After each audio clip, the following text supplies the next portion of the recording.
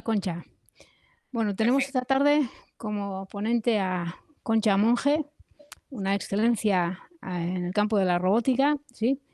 Ella ha recibido, es catedrática de la Universidad Carlos III de Madrid y ha recibido múltiples premios y ha colaborado también en una película Autómata, que no sé si la habéis visto, de Antonio Banderas como asesora científica, ¿vale? Y la charla de hoy pues se titula Control fraccionario de robots blandos, ¿vale? Concha, cuando quieras. Muy bien, chicos, pues nada, muchísimas gracias. Un gusto, gracias Elena por invitarme y por dedicar estos 50 minutillos a compartir con vosotros mi trabajo, que espero que os resulte interesante y que aprendáis pues un poquito de esa técnica del control fraccionario. No sé si alguno la habéis oído alguna vez. Quizás pregunté un poquito vuestro perfil. Creo que de robótica blanda quizás no tenéis mucho conocimiento, pero de control sí que entiendo que sabéis, ¿no? Un poquito, ¿no? Tenéis por lo menos las bases de lo que es controlar un sistema en un lazo cerrado, ¿no? Y si os hablo del diagrama de Bode, imagino que todo el mundo sabe lo que es, ¿no? Que viene a representar la dinámica en frecuencia del sistema, ¿no? Os cuento esto porque aunque no vamos a entrar en una parte muy matemática, os lo aseguro, pero sí que quiero que entendáis el fundamento de lo que hay detrás de la estrategia de control que os voy a contar. Y ahí es todo muy gráfico y es a través del diagrama de Bode. Y vais a entenderlo muy rápido cuando os lo empiece a contar, ¿vale? ¿Y a qué aplico yo esta técnica del control fraccionario? Que ahora vais a entender muy bien de qué va. Pues al control de robots blandos, ¿no? Entonces voy a compartir con vosotros mi presentación. Me tenéis que, por favor, convertir en presentador porque si no, no puedo compartir. Tengo que ser o organizador o presentador bueno, no, tengo que ser presentador para poder compartir. Si no os importa convertirme en presentador, porque ahora mismo creo que soy participante. Sí, exacto. No sé, Elena, si me oyes.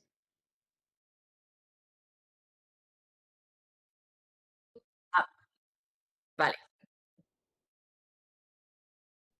vale. Ahí vamos. Vale, vamos a ver. Ahora sí, gracias. Voy a compartir directamente la pantalla que así es más fácil para mí. ¿Vale? Bueno, confirmadme por favor que veis la presentación bien.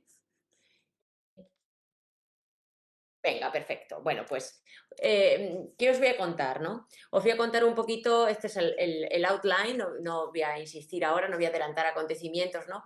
Pero sí que os voy a contar, pues esto, el control de articulaciones blandas, ¿eh? Em, ¿Por qué mi afán de controlar o de dedicarme a las articulaciones blandas? Bueno, pues esto viene un poco por casualidad, porque al final los que nos dedicamos a robótica, pues empezamos en el mundo de la robótica y nos vamos moviendo de un lado a otro buscando pues nichos de aplicación, nichos de investigación. Y bueno, pues yo tuve la gran suerte de que en mi tesis doctoral me enfrenté al control, porque yo soy controlera, lo mío es control puro y duro, y me enfrenté al control de un brazo flexible de un robot, que era una varilla conectada a un motorcito y a la que colgaba al final de la varilla colocaba yo una masa, ¿no? Y eso era lo que yo controlaba, algo que era aparentemente sencillo, ¿no? Pero bueno, pues esto me abrió las puertas a llegar a la Universidad Carlos III de Madrid, que concretamente y tienen y tenemos ahora, es el grupo de investigación en el que trabajo, ¿no? El Robotics Lab, que es un laboratorio de robótica. Valoraron mucho esta publicación y este trabajo que yo había hecho y bueno, pues a partir de ahí hice mi inmersión en el Robotics Lab y luego he tenido la suerte de hacer también 2 estancias que aquí las veis, que son decisivas. Os las dejo por si a alguien le interesa la robótica blanda, que sepáis que en Múnich, bueno, en el DLR, en el Instituto Aeroespacial Alemán, en el Centro Aeroespacial Alemán tienen una división de robótica y trabajan en robótica blanda y también en el Instituto de Biorrobótica de Pisa, en Italia, ¿no? Bueno, pues ahí he hecho sendas estancias y he trabajado mucho con robots blandos. Robots blandos que ellos ya tenían diseñados y que yo pues trabajé en el control de los mismos, ¿no? Bueno, yo todo lo que voy a contar está publicado en 3 publicaciones pues fundamentales, que son las que veis aquí. Todo el contenido está ahí, por si a alguno le interesa más detalle, pues ahí puede consultar, ¿vale? Y os voy a contar directamente el problema para que entendáis un poquito qué era lo que yo quería o a qué me enfrenté por primera vez cuando me voy al DLR allí en Alemania y me enseñan lo que tienen allí, ¿no? Pues ellos tenían este robot que veis aquí, bueno, realmente esto no es un robot, o es una articulación más bien, ¿no? Un eslabón blando, ¿no? Es lo que veis, esto es una imagen partida, o sea que realmente es lo mismo, aquí está doblado, aquí está flexionado y aquí está en vertical, ¿no? Y lo que tienen es un mazacote literalmente de silicona, que le te ponemos un capirucho y con dos tendones, uno a cada lado, que son solidarios, es decir, que si tiro de uno, el otro arrastra detrás, aquí lo veis en azul. Si tiro del de azul hacia la izquierda, pues el otro pues también tira en sentido contrario, es decir, que se suelta, ¿no? Y el otro, uno se recoge mientras que el otro se suelta, ¿no? Y esta es la idea, ¿no? Y a partir de ahí controlar el ángulo de flexión de esto. ¿Veis esta teta L que hay aquí? Pues esto es lo que queríamos, ellos lo querían controlar, ¿no? Claro, el problema está en que hay que primero encontrar un modelo matemático de esto, una función, la típica función de transferencia que todos conoceréis, ¿no? Porque sin función de transferencia, sin modelo, pues no puedo diseñar el controlador, estos controladores estándar que todos conocemos, el típico famoso PID, ¿no? Se me va todo el rato al inglés porque mi docencia últimamente es toda en inglés y ya me lío. Entonces, este famoso controlador PID pues requiere esto de un modelo, ¿no? Función de transferencia para poderlo diseñar, ¿no? Bueno, entonces ellos habían probado con un PID. Ahora os voy a contar, pues es relativamente fácil porque sacaron un modelo muy sencillo de este sistema, ¿no? Pero mi propuesta fue, oye, pues creo que podemos hacerlo mejor. Vamos a intentar aplicar aquí control fraccionario. Y os cuento esto, pues porque creo que podéis entender bien las bondades del control fraccionario si lo comparamos con un control de orden entero como es el PID, ¿no? Y esto es lo que hice aquí, ¿no? Entonces, fijaos, lo primero fue entender bien cómo funcionaba esta articulación blanda, ¿no? Que es muy sencilla, solo tiene un grado de libertad, ¿vale? Esto es como un cuello que o lo llevo al hombro derecho o lo llevo al hombro izquierdo, como si trato de pegar mi oreja a uno de los hombros, ¿no? Así de sencillo, ¿no? Bueno, pues ellos al final lo que tienen aquí es un sistema, es un motorcito, que es un vástago, básicamente, que tira. Aplicamos una fuerza aquí a este hilo y tirando de ese hilo con una fuerza, pues lo desplazo a una longitud X, ¿no? Más sencillo imposible, ¿no? Y la misma longitud que recorro a un lado, pues la recorro en sentido inverso en el otro, ¿no? Entonces, aplicando aquí una serie de fuerzas o de pares, ¿no? A estos tendones, pues yo consigo que al final esa fuerza o esos pares estén relacionados con este ángulo de flexión, ¿no? Y básicamente era este modelo, ¿no? ¿Qué habían hecho ellos? Ellos lo habían caracterizado, ¿vale? ¿Cómo? Pues muy fácil. Pues lo que habían hecho es, oye, le voy a meter tal par y voy a ver qué ángulo barre el cuello. Porque lo llamamos cuello, porque realmente lo querían para un cuello de un robot, ¿no? Le meto otro par que lo puedo medir con los sensores que tengo, ese par, y veo qué ángulo me da. Y así sucesivamente, ¿no? Y vemos que hay una relación relativamente lineal entre el par de entrada y el ángulo de salida. Y con este par de entrada y ese ángulo de salida, pues oye, pues es como caracterizo al sistema, ¿no? Supongo que todos habéis trabajado un poquito en identificación de sistemas, cómo obtener su función de transferencia. Hay una salida que mido para una entrada, ¿no? Y caracterizando la salida, pues capaz de obtener una función de transferencia aproximada, ¿no? Aquí, por ejemplo, veis que pasaba para un par determinado de entrada. Pues para un par concreto ocurría que el ángulo pues iba subiendo y bajando, hasta que se estabilizaba en un valor concreto, ¿no? Entiendo que esto es un poco rollo porque estáis ahí en lo remoto, ya lamento no poder estar, pero tengo todas mis clases concentradas y me es imposible viajar ahora, pero aunque estéis ahí un poco lejos, sí que me gustaría que alguno me dijera o alguna me dijera a qué os suena esta función, ¿no? Esta dinámica que veis aquí en el cuello. Si esto es lo que hace el ángulo, ¿no? Del cuello, cuando yo le doy un valor constante de escalón de entrada, ¿a qué os suena este tipo de salida? ¿Cuál sería la función de transferencia que lo pudiera modelar? ¿Alguien me lo dice? ¿De qué orden es? Un sistema de... Vale, perfecto, ¿no? Muy bien, sistema de segundo orden. Perfecto, pues ya está, ya tengo el modelo, ¿no? No, no, de verdad que no es más, ¿eh? No es más, ¿no? Ahora ya veremos dónde está el truco, ¿no? Pero ese es el modelo, un sistema de segundo orden, ¿no? Y fijaos que aquí lo identifico, lo caracterizo, pues ya está, tengo la curva, ¿no? Y de aquí, pues, ¿qué puedo obtener de un sistema de segundo orden? El tiempo de subida, el tiempo de pico, el overshoot, ¿no? El sobrepaso, tengo el error, la constante K. Bueno, pues saco la función de transferencia y esta es la función de transferencia, dónde están los polos del sistema, fenomenal, ¿vale? Y con esta función ahora yo diseño un control, ¿no? Es un modelo estimado, ¿no? Claro, ¿dónde está aquí el truco? Bueno, pues el truco tiene truco, ¿no? Porque evidentemente, como os podéis imaginar, este es un modelo muy ideal, ¿no? Pues no para no para todos los... Aquí veis, por ejemplo, que hay un poquito una desviación de la pendiente, ¿no? Pero más que se comporte más o menos de forma más o menos lineal, hay una cosa que ocurre en el cuello este, ¿no? Y es lo siguiente, mirad, cuando yo, y aquí lo veo, porque yo voy a querer diseñar un control robusto ante ciertas cosas. ¿Qué cosas son esas? Oye, ¿qué pasa si yo a ese cuello le pongo una carga encima? Porque un cuello soporta carga. Si ahora la cabeza del robot la rediseño y le meto, yo qué sé, cámaras, ordenadores, lo que quiera, ¿no? Pues eso va a cambiar el peso, ¿no? ¿Y cómo va a afectar ese peso al modelo del sistema? ¿Se va a seguir comportando igual o hay algo que cambia en esa función de transferencia, ¿no? Pensad en eso. Evidentemente hay algo que cambia, ¿no?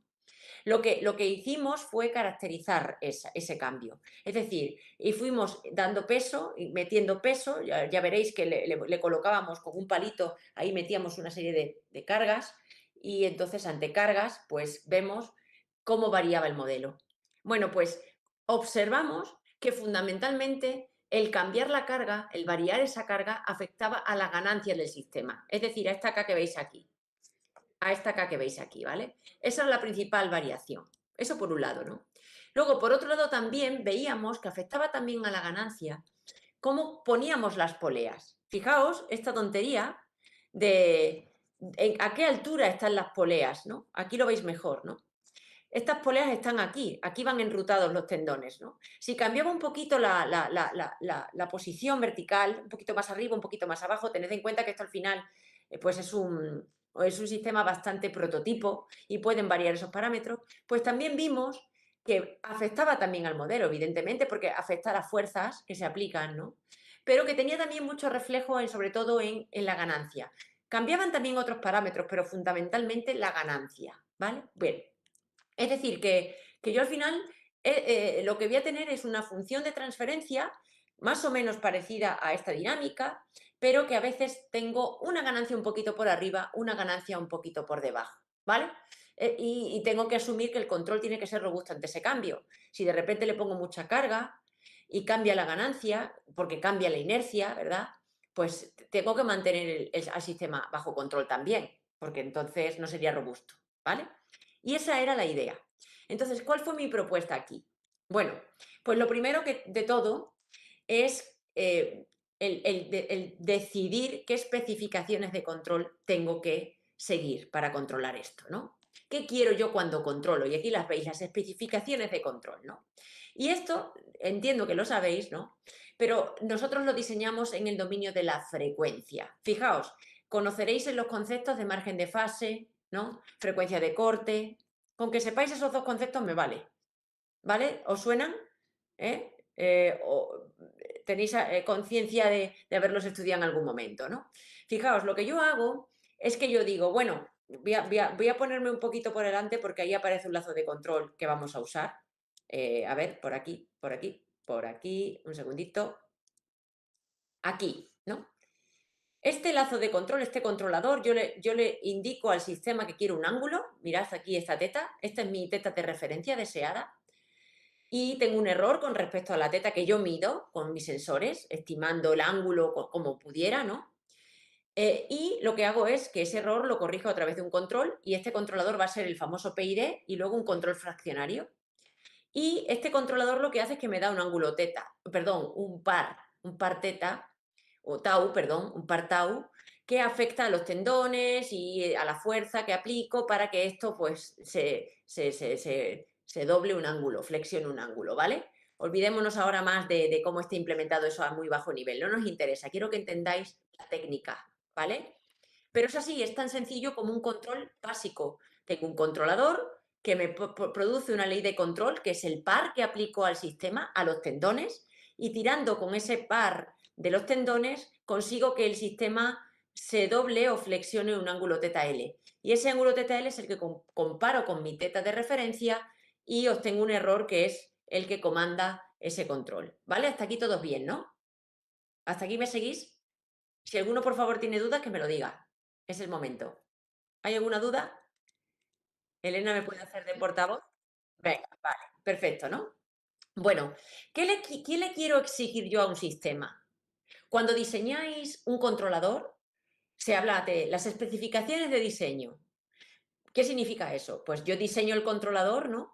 Para que el sistema sea, ¿qué? ¿Alguien me dice una especificación de diseño típica?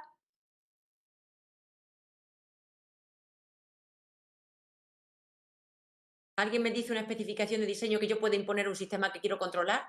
Quiero que sea, por ejemplo, ¿qué? ¿Cómo? ¿Alguien me dice algo? Lo que se os ocurra, decidme. ¿Qué le puedo exigir a la dinámica de respuesta, a la respuesta del sistema? Que sea ¿qué? Por ejemplo,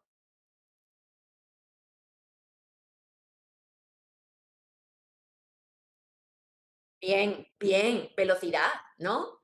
Velocidad, que sea rápida, ¿no? Por ejemplo, vamos para atrás. Aquí vemos esta respuesta. Esto es el lazo abierto, esto es el cuello solo, sin control. Pues hombre, en 0,2 segundos no está nada mal. No, no es lento, ¿no? Podríamos decir que es bastante rápido. Pero bueno, hasta que se estabiliza, vamos a ponerle 0,4 segundos, ¿no? Bueno, pues yo puedo querer que esa velocidad sea más o menos rápida, evidentemente, ¿no? Es la primera especificación que yo también quiero controlar, la velocidad del sistema. Que yo le diga, oye, muévete tanto, muévete rápido, ¿no? ¿Y cuál es la segunda? La segunda. Más. Aparte de la velocidad, ¿qué otras más caracteriza este tipo de respuestas? Mirad bien. El sobre. Perfecto. El sobreimpulso. Eso es. Yo quiero que esto sea rápido y con un sobreimpulso, o lento, oye, lo mismo me interesa que sea lento, depende de la aplicación, y con un sobreimpulso determinado. ¿Vale? Hasta ahí me seguís, ¿no? Bueno, ¿cómo consigo esos dos parámetros en el tiempo? Esas dos especificaciones que son en el tiempo, ¿cómo las consigo en la frecuencia? ¿O cómo las exijo o defino o especifico en la frecuencia? Me voy para adelante con el diagrama de Bode. ¿Y qué hago? Cojo mi controlador por mi sistema a controlar, este es el segundo orden que me habéis dicho, que es el cuello, y este es el controlador que quiero diseñar. Y impongo yo, a través de la velocidad de respuesta del sistema y la sobreoscilación del sistema. Pues como sabéis, a través del diagrama de Bode, viendo dónde corta la curva de magnitud del lazo abierto con 0 decibelios, a esa frecuencia que veis aquí, son 6 radianes por segundo, ¿vale? Esa frecuencia está directamente relacionada con la velocidad del sistema, ¿vale? ¿Me seguís? Es decir, a mayor frecuencia, mayor velocidad del sistema. Estoy afectando el ancho de banda del sistema, ¿no? Por lo tanto, ¿cómo defino yo la velocidad? Definiendo esta frecuencia de corte por cero. Yo la impongo en mi sistema. Quiero un controlador tal que cuando yo lo conecte con el sistema, su magnitud sea de 0 decibelios a esa frecuencia de corte que yo quiero. ¿Y qué estoy obteniendo con eso? La velocidad del sistema. Más frecuencia de corte, más velocidad. Tengo una especificación para yo sintonizar mi controlador. ¿Vale? ¿Hasta ahí bien, chicos? Vale. ¿Y qué otra cosa sucede a la frecuencia de corte? Que a la frecuencia de corte tengo también la curva de fase. Aquí la vemos abajo, magnitud y fase. ¿Y qué ocurre? Que tengo que ver cómo de alejada está esa fase del límite de la estabilidad, que es la curva constante de menos pi, de menos 180 grados. Esa distancia que hay entre el valor de fase a frecuencia de menos pi, ¿cómo se llama esa distancia? ¿Veis? Margen de fase, perfecto. Y el margen de fase es aquí, fijaos, en menos 103,5. Hasta menos 180 estoy muy lejos, ¿no? Esa margen de fase es grande, estoy muy alejada de los menos 180. A mayor margen de fase, cuanto más pequeño, más cerca estoy de menos límite, más inestable es el sistema, más se acerca a la inestabilidad, ¿cierto? ¿No? Eso que se trata de la respuesta temporal. El sistema, si es más inestable, es más oscilatorio. ¿Me seguís? Por lo tanto, ¿qué me interesa a mí? Diseñar con una frecuencia de corte que me dé la velocidad que quiero, con un margen de fase que también sea el que yo quiero, para que el sistema sobreoscile lo que yo quiero. Luego, con estas dos especificaciones tan sencillas, forzando a que la magnitud sea 0 decibelios a una frecuencia omega CG, que es la de corte, y forzando a que a esa frecuencia fase sea de menos pi, ¿vale? Consigo definir o forzar una velocidad de la curva de respuesta y una solución de la curva de respuesta, ¿vale? Como veis, estas dos explicaciones clave, todo el tiempo. Yo todos los robots blandos que diseño, los diseño con estas dos especificaciones para empezar. Quiero que sean así de rápidos y así de sobreoscilatorios. Así de sobrepaso, esta cantidad de overshoot, ¿no? El pico, ¿vale? ¿Y qué más le puedo exigir? Por supuesto puedo exigir otras cosas, pero ¿qué es lo que quiero? Que sea robusto ante cambios en la ganancia, que sea robusto ante cambios en la carga, ante cambios en la masa de la cabeza, ¿cierto? ¿Y eso cómo lo puedo conseguir? Pues fijaos, lo podría conseguir en este ejemplo que veis aquí. ¿Qué ocurre cuando la fase del sistema, el lazo abierto, es constante?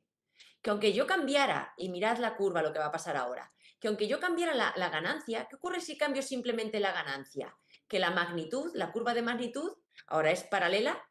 Aquí, olvidaros de eso. Mirad, ahora es paralela, que es la curva roja, ¿no? Y corta más tarde, ¿no? Corta a otra frecuencia mayor.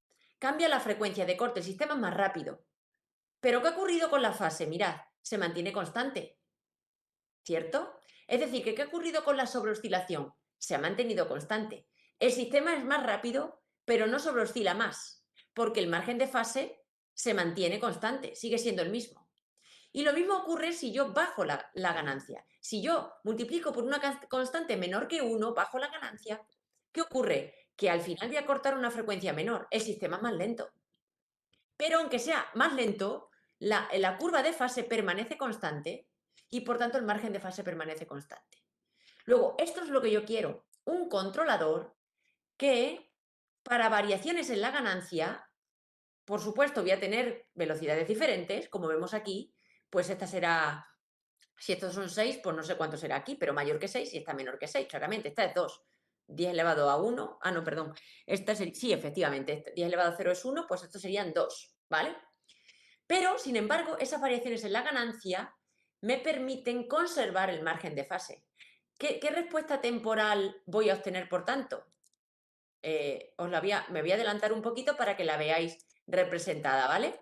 Lo que voy a obtener es una respuesta temporal, no me gusta esta mucho, a ver, un segundito, algo parecido a esto, ¿veis? Que aunque las curvas sean más o menos rápidas, el overshoot, la respuesta, la sobreoscilación, más o menos permanece constante. ¿Lo veis? Entonces, eso es lo que yo quiero, que aunque le cambie la carga, por supuesto, me va a hacer que el sistema vaya más lento o vaya más rápido para la misma excitación, ¿vale? Pero el sobrepaso va a ser constante, es decir, va a ser fijo. Si yo lo he diseñado para un 10%, va a ser un 10% independiente de la carga. Y eso es muy bueno, porque controlo más ruta. Evito, por ejemplo, más inercia de la o el límite elástico del cuello, o lo que sea, dependiendo de lo que esté controlando, ¿no? Entonces, esta especificación, ¿cuál es? Le repito, que la veis aquí. Perdona, que me he adelantado un poquito. Esta es aquí. Esta. La variación, la derivada de la fase del lazo abierto, este es el lazo abierto, F es C por G, ¿vale? En torno a la frecuencia de interés va a ser 0. Es decir, la pendiente de esto es 0, ¿vale? Cojo la fase, que es aquí la fase, la derivo, esa pendiente, esa variación va a ser 0. Es decir, fuerza que eso sea 1. Y ya está. Ya resuelto el problema. Ya tengo mis 3 especificaciones estudiadas, ¿vale? ¿Por qué me centro en un P y D tiene 3 constantes? Proporcional, integral y derivativo. Luego, si tengo 3 especificaciones, 3 ecuaciones, esta 3, con un control que tiene 3 incógnitas, resuelvo las ecuaciones con 3 incógnitas y lo he resuelto. ¿Sí? Y ya resuelto mi controlador. Yo puedo decir un P y D para que me todo esto. ¿Vale? ¿Veis? Y esta también la función del booster por ella. O sea, el caucho tiempo y bueno, pues luego con más técnicas más o menos sofisticadas de simetría, en lugar de dar moscas a cañonazos y resolver ecuaciones lineales de incógnitas, pues voy a resolverlas de forma gráfica, más intuitiva, visual, en fin, ¿no? Pero en el fondo, lo que hay detrás es esto. Controlo un sistema para que tenga una frecuencia de corte determinada, implica la velocidad, un margen determinado, implica la oscilación, y que ese margen de fase sea constante, que implica fase del lazo abierto plana. Y con eso consigo la robustez. Claro, si yo digo, bueno, y si ahora en vez de parámetros, pues tengo un PID, que ya veremos qué es eso, ¿no? Un PID fraccionario, que sabéis que en vez de parámetros 5, podría conseguir hasta 5 especificaciones. ¿Qué otras dos se os ocurren que podemos usar? Bueno, pues hay muchas otras, ¿no? Pero, por ejemplo, funciones muy típicas, la función de sensibilidad, que es la que, de alguna manera, o de fuerza o de perturbaciones, ¿no? Y la de rechazo al ruido. Ya sabemos que el ruido es un problema y queremos rechazar el ruido, ¿no? Entonces, estas otras dos especificaciones, la función de sensibilidad y la función de ruido, que son estas dos funciones de a que sean menores o iguales que un determinado valor de decibelios, ¿no? Para filtrar realmente perturbación y para filtrar realmente ruido, ¿no? Entonces tendría 5 ecuaciones que puedo resolver si tengo un controlador con 5 incógnitas, ¿vale? ¿Hasta aquí bien, chicos? ¿Cómo vamos? ¿Entendéis? Vale, perfecto, ¿no? Entonces, lo entendemos, ¿no? O sea, es un sistema de control al uso, ¿no? Diseñar un controlador para que un sistema, en este caso, de control normal y básico, que controle con una velocidad determinada, un overshoot determinado y más velocidad de la ganancia, es decir, una plana, y por tanto un overshoot independientemente de la variación de ganancia, a menos de un rango, ¿vale? No centro de un rango. Evidentemente no puedo considerar toda la frecuencia del mundo. Pues, si a partir de acá sube y a partir de aquí cae o sube, bueno, ya que en torno a la frecuencia de interés que yo me muevo, sea más o menos constante a base, más o menos, pues ya estoy de la fecha, ¿vale? Bien, inicialmente, ¿cómo resolví yo este problema? Pues mirad, yo lo que hice utilizar este controlador para fraccionario. Te diréis, ¿eso qué es? Pues está fácil, como que simplemente esto es el PID de toda la vida, Pero la parte integral es la KI vamos a que es el integrador. El orden no es uno, lo mismo que la derivada no es de 1. Los PI ya sabemos, es proporcional, P, integral, KI, derivada KD. Bueno, pues lo que hago es que ahora generalizo también los órdenes de integración y derivación a lambda y mu, ¿vale? Es decir, los unos pueden ser cualquier valor no entero, 0,38, 4,5, 1,20, lo que sea, ¿vale? ¿Y qué es la ventaja de generalizar? Pues la primera y fundamental es que en vez de 3 parámetros ahora tengo 5, ¿no? Porque tendré KP, KI, KD, lambda y mu. Por lo tanto, si yo literalmente apelo sin nada más, fuerzo a que el controlador tenga esta estructura, lo pongo en las ecuaciones de antes, lo pongo aquí, ¿veis? Lo meto en acción, como meto también función de frecuencia del cuello, y matemáticamente esto lo programo en MATLAB y MATLAB me da los resultados y MATLAB me da los 5 parámetros. No hay ninguna ciencia, ¿no? Es fácil. Quiero deciros que el controlador puede tener la función de transferencia mediana. Si es esa, ¿no? Pero más allá de eso, de control este fraccionario, es que es muy intuitivo, porque lo que sucede al generalizar este orden de aquí, el real o el de la derivada, fijaos lo que pasa. ¿Recordáis cuánto aporta un polo y un cero en magnitud y en fase? No sé si recordáis esto, pero un polo, por ejemplo, cada vez que aparece un polo, a esa frecuencia del polo, la magnitud cae menos 20 decibelios por década, la fase 90 grados. Bueno, ¿y si ese polo es fraccionario de orden lambda? Pues fijaos qué cosa pasa, que la caída es menos 20 por lambda decibelios década. Es decir, que en función del valor de lambda, puedo moldear la caída en decibelios por década del polo. Y la fase, en vez de menos 90, es menos 90 otra vez por lambda, ¿vale? Es decir, que en función del valor de lambda, solo tengo que multiplicar ese valor de lambda por los menos 20 decibelios de antes y por los menos 90 grados de antes. Con lo cual es mucho más versátil. Variando lambda, puedo aportar en magnitud y en fase distintos valores mucho más amplios que los que aportaba con el controlador de orden entero. Y lo mismo ocurre con el cero fraccionario. Esto es un cero, ¿no? Aquí la parte derivativa. Pues en vez de más 20 y más 90, para magnitud y fase, pues más 20 por mu,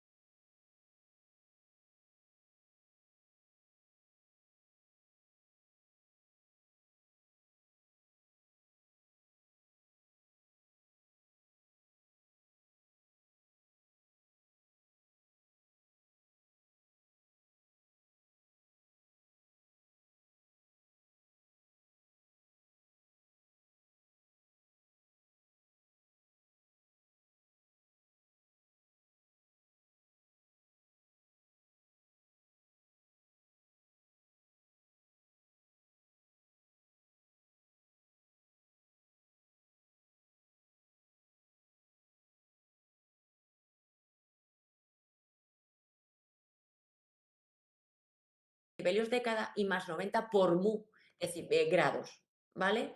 Por lo tanto, al final es muy fácil porque fijaos, lo que estoy haciendo es moldear, ¿no? Ya no van a ser, cuando dibujabais los diagramas de bode a mano, que decíais, uy, aquí aparece un polo, ¿qué pasa con la magnitud? Que cae 20 decibelios por década. Bueno, si el polo es fraccionario, pues ya no cae 20 decibelios, parte del controlador, el PID de orden entero. Aquí generalizo y tengo un PID de orden fraccionario. ¿Vale, chicos? ¿Me seguís?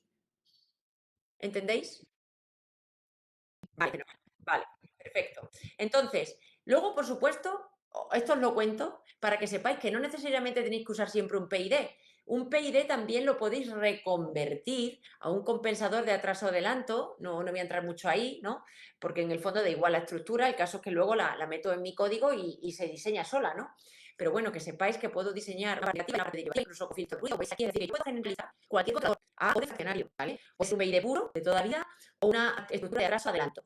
¿Vale? Como veis aquí, con filtro de ruido o con el juego lo que queráis. Yo he probado todas y a todas he llegado a una conclusión. Pues unas son mejores que otras, pero todas son sintonizables y para todas las especificaciones que quiero conseguir las consigo. ¿Vale? Bien, dicho esto, ¿cómo fue que afronté este el problema por primera vez? Pues yo dije, oye, pues tengo 5 ecuaciones con 5 incógnitas, ¿no? Mis constantes del controlador son KPK y KD, lambda y mu, y yo voy a utilizar una función que me resuelve un sistema de ecuaciones no lineales con restricciones. No sé si conocéis esta función de MATLAB, yo la conocí cuando hacía la tesis en Burdeos, precisamente, en una estancia allí, y ellos me la recomendaron, oye, utiliza fmincon.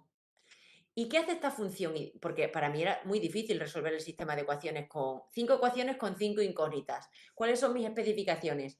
La magnitud, ¿no? Que hemos dicho del bode. La magnitud a 0 decibelios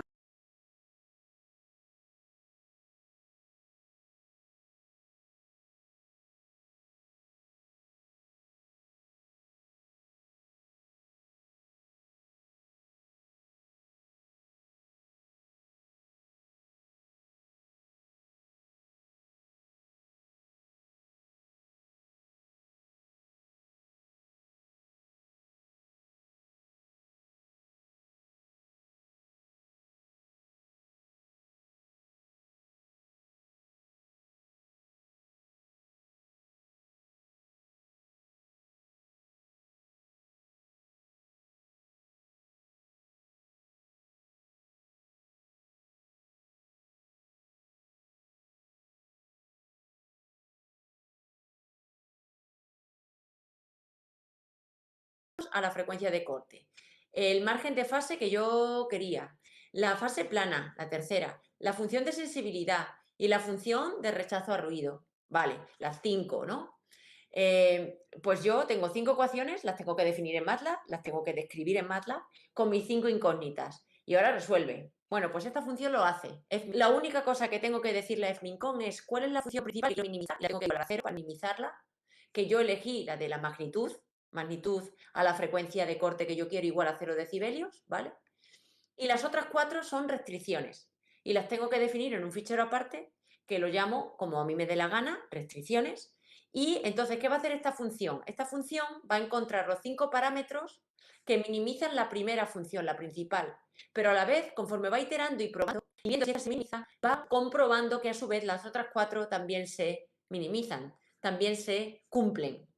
Son las restricciones, ¿vale? Y es un proceso iterativo donde es un proceso de optimización de toda la vida, de buscar los parámetros que hacen mínimo una función, pero a la vez con restricciones, ¿vale? ¿Me seguís aquí, chicos? ¿Bien?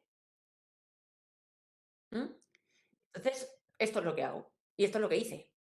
Y esto me da un controlador y resuelve bien, ¿vale?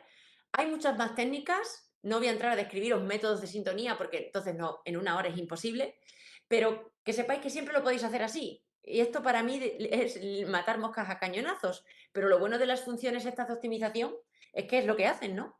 Que tú le das el problema y te buscan los parámetros que optimizan, pues fenomenal. ¿Cuál es y con esto consigo obtener las constantes? Yo le digo, oye, pues mira, la frecuencia de corte de 6 radianes, porque para mí eso es una velocidad que está bien. Le digo, oye, el margen de fase, pues que no sea muy grande, que no quiero que sobreoscile mucho, vale. Oye, que la fase plana, vale. Oye, que quiero una sensibilidad de tanto y que quiero un rechazo al ruido de cuánto, vale. Pues ya está. Lo meto ahí en el cóctel, MATLAB lo resuelve y me dice, pues mira, los 5 parámetros de tu controlador son estos 5. Y yo los pongo, cierro el lazo y eso controla como yo le he pedido que controle.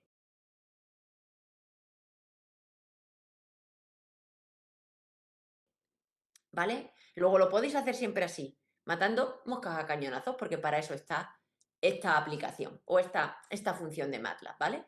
Repito, hay formas más elegantes, pero bueno, pues en el fondo da igual cómo lo consigáis, el caso es que lo consigáis, ¿no? Bien, hay otros métodos, como os digo, analíticos y gráficos y están en las publicaciones de mi ICV, que quien quiera que las puede consultar, ¿vale? Entonces, fijaos, para este caso concreto de este cuello, ¿qué impuse yo? Pues mirad, yo quise una frecuencia de corte de 3 radianes, porque vimos que 3 radianes era una velocidad bastante buena para el cuello, era rapidita, y un margen de fase de 80, es decir, yo quería que no sobreoscilara mucho. El margen de fase, como veis, es bastante amplio. Si quiero un margen de fase de 80, la fase es de menos 100, hasta menos 180, 80, ¿no? Luego, por supuesto, quería la fase plana, porque quiero que sea robusto ante cambios en la ganancia, ¿no? Y luego, estas tres son para mí las fundamentales. De hecho, es más, como yo voy a comparar con un PID de orden entero que solo tiene 3 parámetros, no voy a ser injusta en la comparación. No, por supuesto, ya entended que el PID fraccionario saldrá mejor parado porque tengo 5 parámetros. El PID entero, como no tengo 5, pues no voy a poder conseguir las 5, ¿vale? Entonces, lo que os voy a mostrar aquí es una comparación justa, ¿vale? Es decir, ¿qué significa? Que voy a comparar controladores que tienen 3 parámetros, todos ellos, porque si no, ¿vale? Entonces, ¿qué es lo que hice yo? Pues diseñé 3 controladores con estas 3 especificaciones, que para mí son las importantes: velocidad, oscilación o sobreoscilación y fase plana. Es decir, sobreoscilación constante, ¿no? ¿Y qué diseñé? Un control fraccionario, un PID de toda la vida y una red de atraso, ¿vale? También, ¿vale? Bueno, vamos a ver las ventajas e inconvenientes. Mirad, aquí tenéis los 3 controladores, el diagrama de Bode. Mirad que todos tienen el corte por cero a 3 radianes. Esto es 1, 2 y 3. Vale, primera especificación la he conseguido. Mirad qué ocurre con el margen de fase. ¿Veis que los controladores enteros, que son el PID y el LAC, es decir, el azul y el verde, no me dan la fase que yo quiero? No son capaces. No son capaces. Mirad, aquí. Uno me da menos 86, el otro menos 83, solo el fraccionario me da menos 100.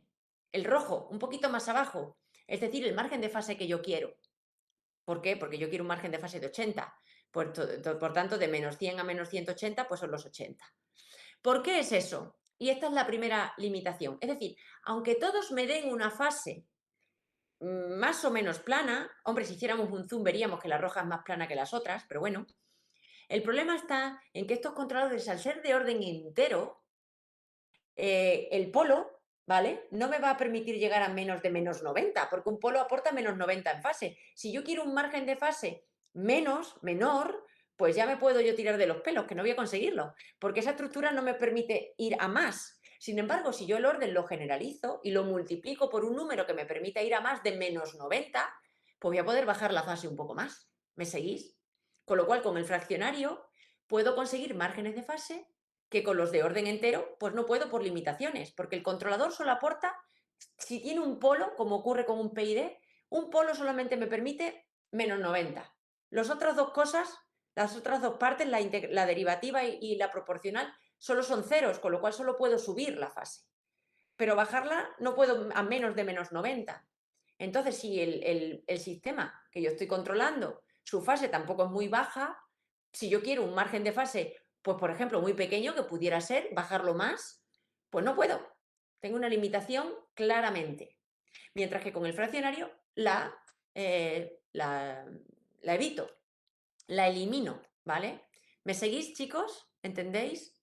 Es decir, que yo con las curvas de fase y con las curvas de ganancia, con un controlador entero, pues tengo lo que tengo, contribuyo lo que puedo contribuir. Esos valores, menos 20 decibelios por década y menos 90.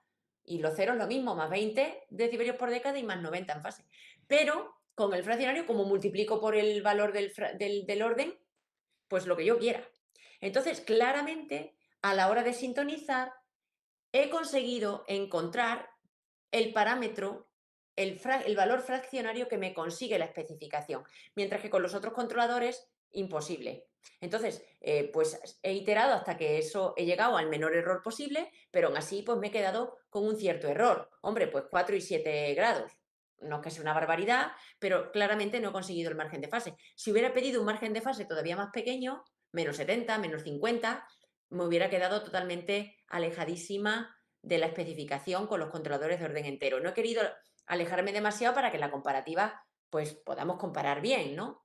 Pero bueno, podría no haber llegado, podría ser imposible conseguir esa especificación con controladores de orden entero. Siempre tengo una alternativa con el fraccionario, ¿vale?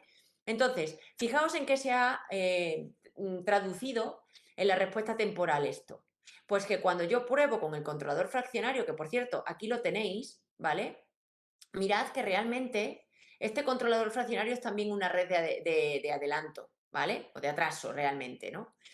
Son 3 parámetros, no es realmente un PID, es una red de atraso, ¿vale? Entonces lo que tengo es un polo que ha entrado muy al principio, por eso hace atraso, porque entra primero el polo, luego tengo un 0, pero luego fijaos lo que ocurre, que tengo aquí un orden de menos 1,12, ¿vale? Que es negativo, bueno, pues ya está, es como si le diera la vuelta, y ese es el orden con el que consigo esta especificación, ¿vale?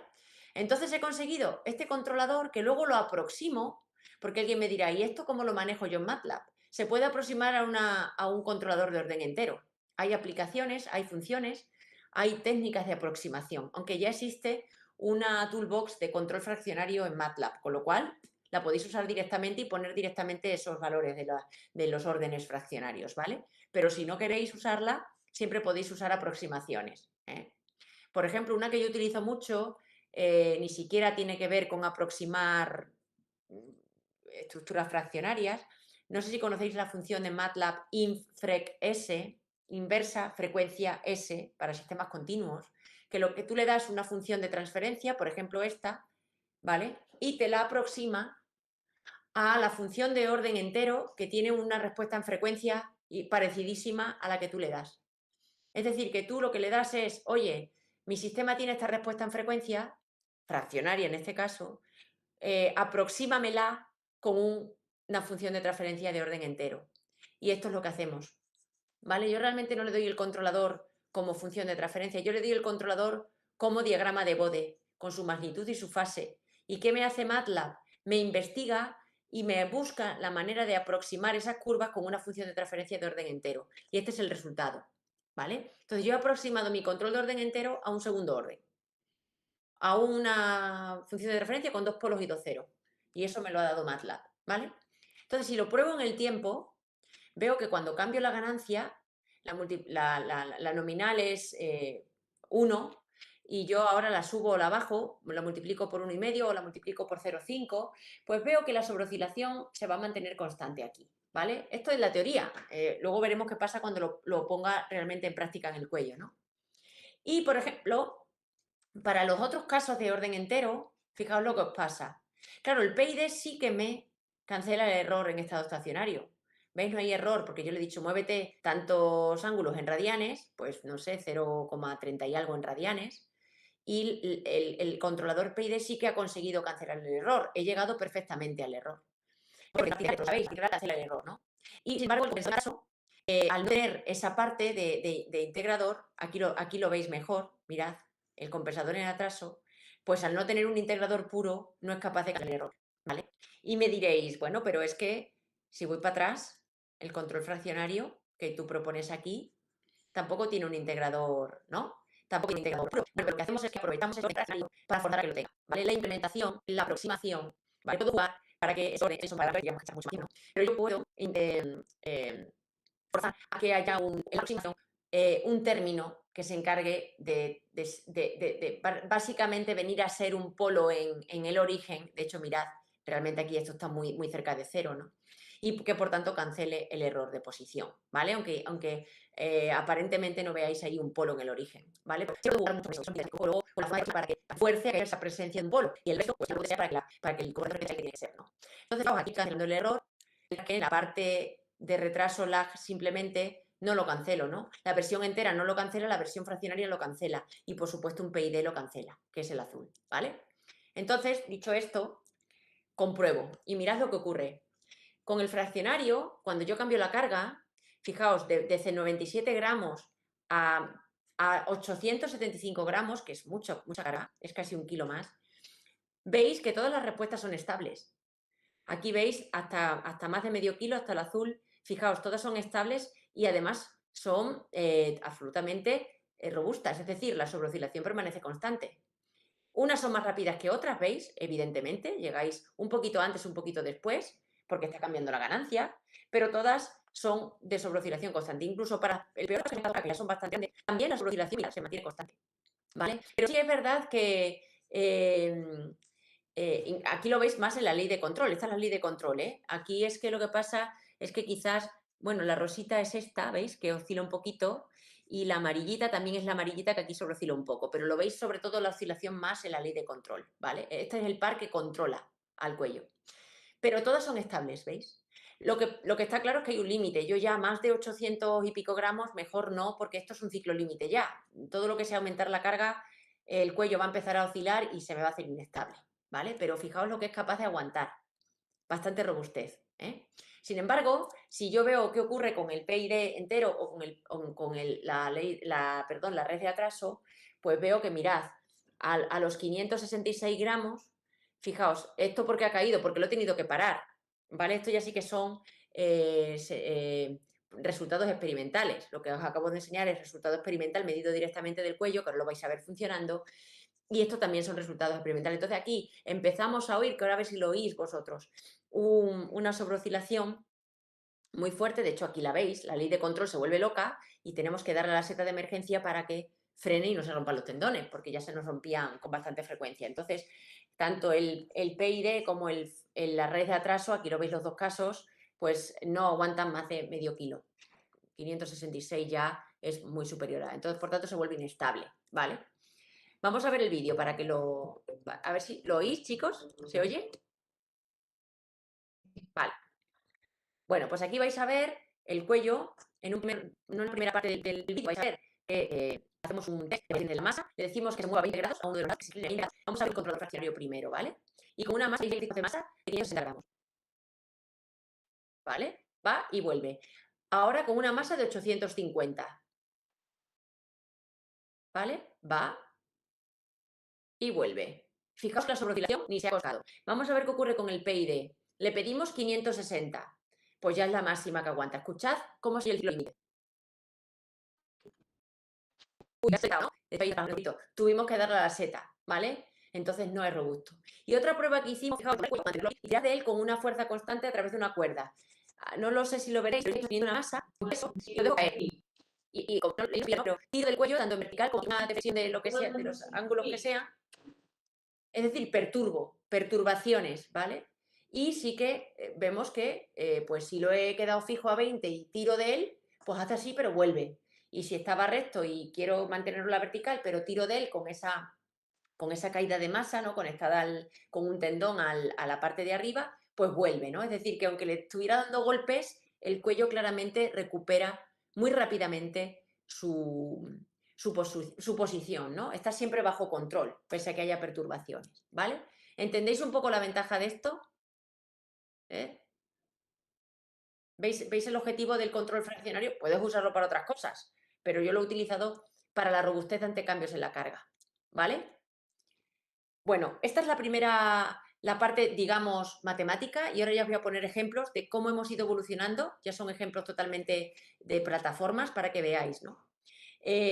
Claro, yo me vine con estas ideas aquí a la universidad y dije, pues yo creo que podemos mejorar mucho. Estos cuellos son muy básicos, un solo grado de libertad, un mazacote de silicona, muy aparatoso todo, ¿no? Entonces, bueno, mirad, por ir al grano, este es el cuello, que os lo voy a poner en funcionamiento, el cuello blando que hemos diseñado para nuestro robot humanoide Teo, ¿no? Es un cuello que, como veis, está bien inspirado, es como si fuera una columna vertebral, con vértebras, ¿no? En un solo cuerpo, lo veis aquí, ¿no? Y bueno, aquí, por ejemplo, hacemos un control para que la cámara siempre esté mirando, siempre esté erguida, ¿no? Que la cámara, aunque el torso se mueva, el cuello siempre mantenga la cámara en su posición vertical, ¿vale? Entonces, veis, es como la reorientación de los robots industriales o, por ejemplo, un cuello de gallina, ¿no? El cuello de un ave, que siempre el pico se mantiene siempre, ¿no? Fijo, pero mirad, ahí se ve muy bien cómo se recoloca el cuello, cómo se dobla el cuello para que la cámara siempre mire al frente, ¿no? Bueno, es un ejemplo que se nos ha ocurrido de control, ¿no? Aquí vais a ver, por ejemplo, cómo se estabiliza el cuello con un control. ¿Veis? Está súper cargado, ¿veis las cargas? ¿Veis los discos? Es una barbaridad de peso. Y bueno, pues como un PID aparentemente también somos capaces de controlarlo. De hecho, aquí lo veis, ¿vale? Y el de la derecha es el fraccionario. Veis que, bueno, más o menos va la cosa bien, ¿no? El problema está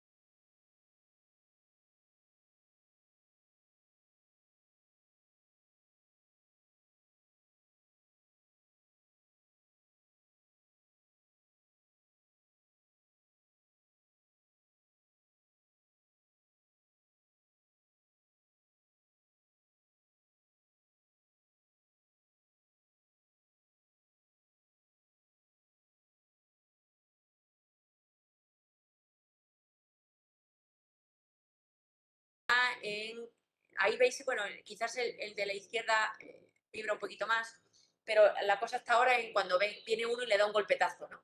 Porque ahí claramente veis, no, el PID entero no es capaz de ser tan robusto, ¿no? Y lo vais a ver en la siguiente parte del vídeo. A ver, ahí vamos. Lo vais a ver aquí, ¿no? Que viene, bueno, estas son las curvas, ¿no? Básicamente no pareciera que hubiera mucha variación, ¿no? Pero ahora aquí, pues sí que lo vais a poder ver mejor, ¿no? Le voy a dar unos golpes al cuello. Ahí está Raúl, que es nuestro técnico, y coge con la mano y mueve el cuello así, las masas, las mueve libremente. Veis como el controlador PID se queda bailando ahí un rato, mientras que el fraccionario enseguida está brillando. Y es bastante perturbación, porque pensad que el cuello pesa unos 14 gramos y creo que estos son 1 kilo. O sea, el 14 gramos controlan 1 kilo para el que no estaba diseñado el controlador. ¿Eh? El controlador se diseña para carga nominal, que sí carga, y eso es una perturbación, el ponerle muchas más cargas de las que estaban pensadas, ¿no? Y es capaz de absorber esa perturbación. Habéis visto ahí la diferencia entre gráficas, ¿no? Una superación y la otra. Bueno, pues eso lo hemos hecho. Fijaos en un detalle de este cuello, que es que tiene los tendones por fuera, como tenía el cuello del DLR. Y habéis visto que algunos se quedan un poco flojos, tal. Bueno, pues esto lo que hemos hecho es resolverlo en el siguiente prototipo, que es de un brazo, ¿vale? Hemos pasado del cuello al brazo. ¿Qué diréis? Pues bueno, pues simplemente lo coloco en vez de en vertical en horizontal y lo pongo como brazo y ya funciona. Pues no funciona. Porque entre otras cosas hay que enfrentar la gravedad, ¿no? Entonces, fijaos, bueno, y diréis, ¿por qué un brazo? Bueno, pues porque es un manipulador y claramente el brazo nos da mucho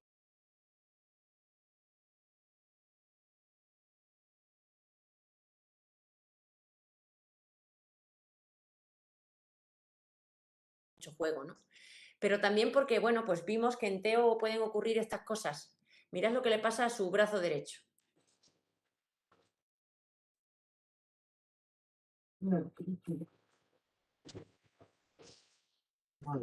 Bueno, ah, se ha jodido, como dice Raúl, ¿no? Pues se ha roto, ¿no? Entonces, bueno, esto se debe, entre otras cosas, a que la estructura pues, es rígida, tiene muchas vibraciones, como habéis podido oír, ¿no? Y bueno, pues esto normalmente no nos pasa, pues, pero bueno, en un desgaste muy grande que tiene Teo de tanto moverse, pues se ha roto, ¿no? Bueno, la idea era reemplazar esto por una articulación blanda para ver si deja de pasar, ¿no? Y bueno, pues mirad, lo que proponemos aquí es este tipo de soluciones. En vez de hacer esa columna vertebral cilíndrica, la hacemos tipo tablerone o toblerone, ¿no? Estos chocolates que nos comíamos, yo por lo menos mi abuelo que trabajaba en una tienda de golosinas, de dulces, vamos, y tenían siempre el toblerone este y me lo traía siempre que venía a verme, ¿no? Y es tal cual, como lo veis aquí, ¿no? Entonces, esta es una diferencia morfológica entre la parte cilíndrica, ¿no?, y la parte triangular, ¿no? O una morfología cilíndrica a una triangular. Y me diréis, ¿y por qué triangular? Pues esto lo estamos patentando. Ahí lo veis, patente, ¿no? Pues mirad, meto por aquí el tendón, ¿vale? Meto por aquí los tendones, por los vértices, y si tiro del tendón, ¿qué ocurrirá? Que colapsarán los vértices, como veis aquí. Y tengo un ángulo máximo de flexión, limitado por la propia morfología, cuántos eslabones tiene, qué distancia hay entre ellos, cómo son de anchos, ¿no? Sin embargo, si ahora tiro de estos dos tendones de aquí, lo que van a tocar, lo que va a colapsar, no son los vértices, sino las aristas. Y el ángulo es distinto, alfa y beta son distintos. Tengo distintas curvas de bloqueo, ¿vale? ¿Y esto qué ventajas tiene? Pues que yo puedo forzar a que esos ángulos de bloqueo sean diferentes, configurando de forma diferente la morfología, metiendo más eslabones, distanciando los unos más de otros. Hay una relación clara. Y entonces yo puedo tener un eslabón inteligente, porque a mí me puede interesar a veces, si es un brazo, pues reorientarlo. Imaginaos que estéis soportando el peso de una bolsa de la compra. Bueno, pues si pesa mucho, a mí me interesará tirar de dos tendones hacia arriba en lugar de solo de un tendón, ¿no? Porque si a lo mejor pesa demasiado, pues hombre, tengo más fuerza si tiro de dos tendones que de uno, por ejemplo, ¿no? Pero y por ejemplo, si por lo que sea se me dobla muchísimo, pues siempre es mejor que se doble en una orientación tal que el ángulo de colapso sea menor para evitar que doble demasiado y se rompa, o que ya no se tiene por qué romper, pero puede superar su límite elástico, ¿no? Es decir, que esto nos permite jugar, ¿veis? Entonces, de hecho, ahora os lo enseñaré, pues estamos jugando ya con inteligencia artificial para que de una forma inteligente el brazo se reoriente como mejor le convenga según la carga que tengo en el extremo, ¿vale? Bueno, pues esto es. Y luego, por otro lado, que si yo enruto los tendones por dentro, ocurre una cosa, y es que, mirad, esta curvatura casi que es constante, ¿vale? En términos generales, ¿vale? Y esto me ayuda muchísimo, lo de curvatura constante. ¿Por qué? Porque el modelo matemático, cinemático del sistema es mucho más sencillo. Yo digo, nada, pero la curvatura es constante, entonces simplifico un montón. Y es más fácil para mí relacionar cuánto tengo que tirar de cada tendón con el ángulo final de inclinación y de orientación del cuello o del brazo. Y esa es la cinemática, ¿vale?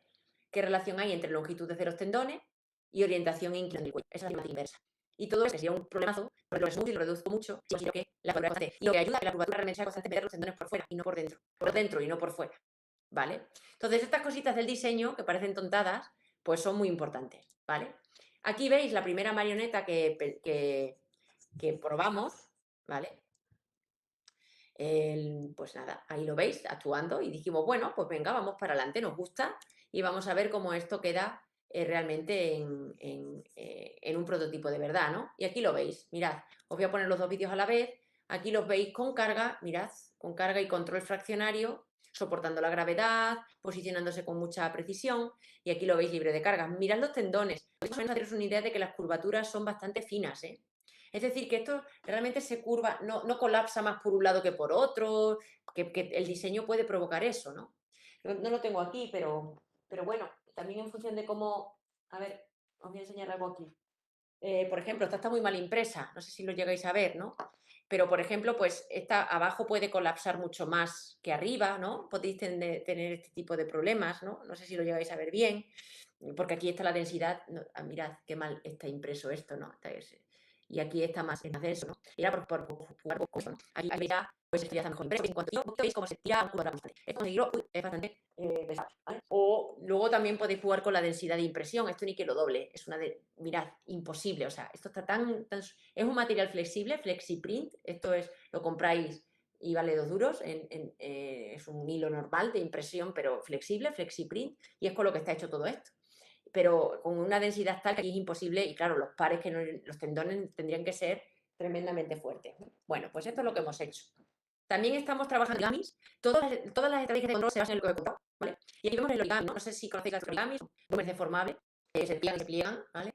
Y ahí lo veis que controlamos con acetato, hemos pasado el FlexiPrint acetato, y veis cómo incluso en este segundo vídeo, por cada ejercicio, pues también desarrollamos la cinemática y luego los controlamos en posición, ¿vale? Con y sin carga, manteniendo la robustez de la que os hablaba antes, ¿no? también estamos trabajando mucho en esto. Lo que estamos pensando es, ¿y por qué no conectamos origamis entre sí? Como veis aquí, diseñando nosotros articulaciones que lo puedan unir, ¿no? Entre ellos, ¿no? Aquí veis, por ejemplo, esta de la derecha, ¿no? Es una articulación que ha hecho un chico de trabajo fin de máster. Tampoco tiene mucha ciencia, ¿no? Pero me permite dar movimiento a dos origamis que conecto entre sí, ¿no? Y ahora lo que estamos haciendo es meter entre origami y nuestro brazo como articulación. Entonces, yo tendría un origami capaz de flexionarse así, de comprimirse, y luego también pues, hacer este movimiento, ¿no? De orientación e inclinación. Con lo cual, estoy anidando articulaciones blandas y probando a ver qué pasa, ¿vale?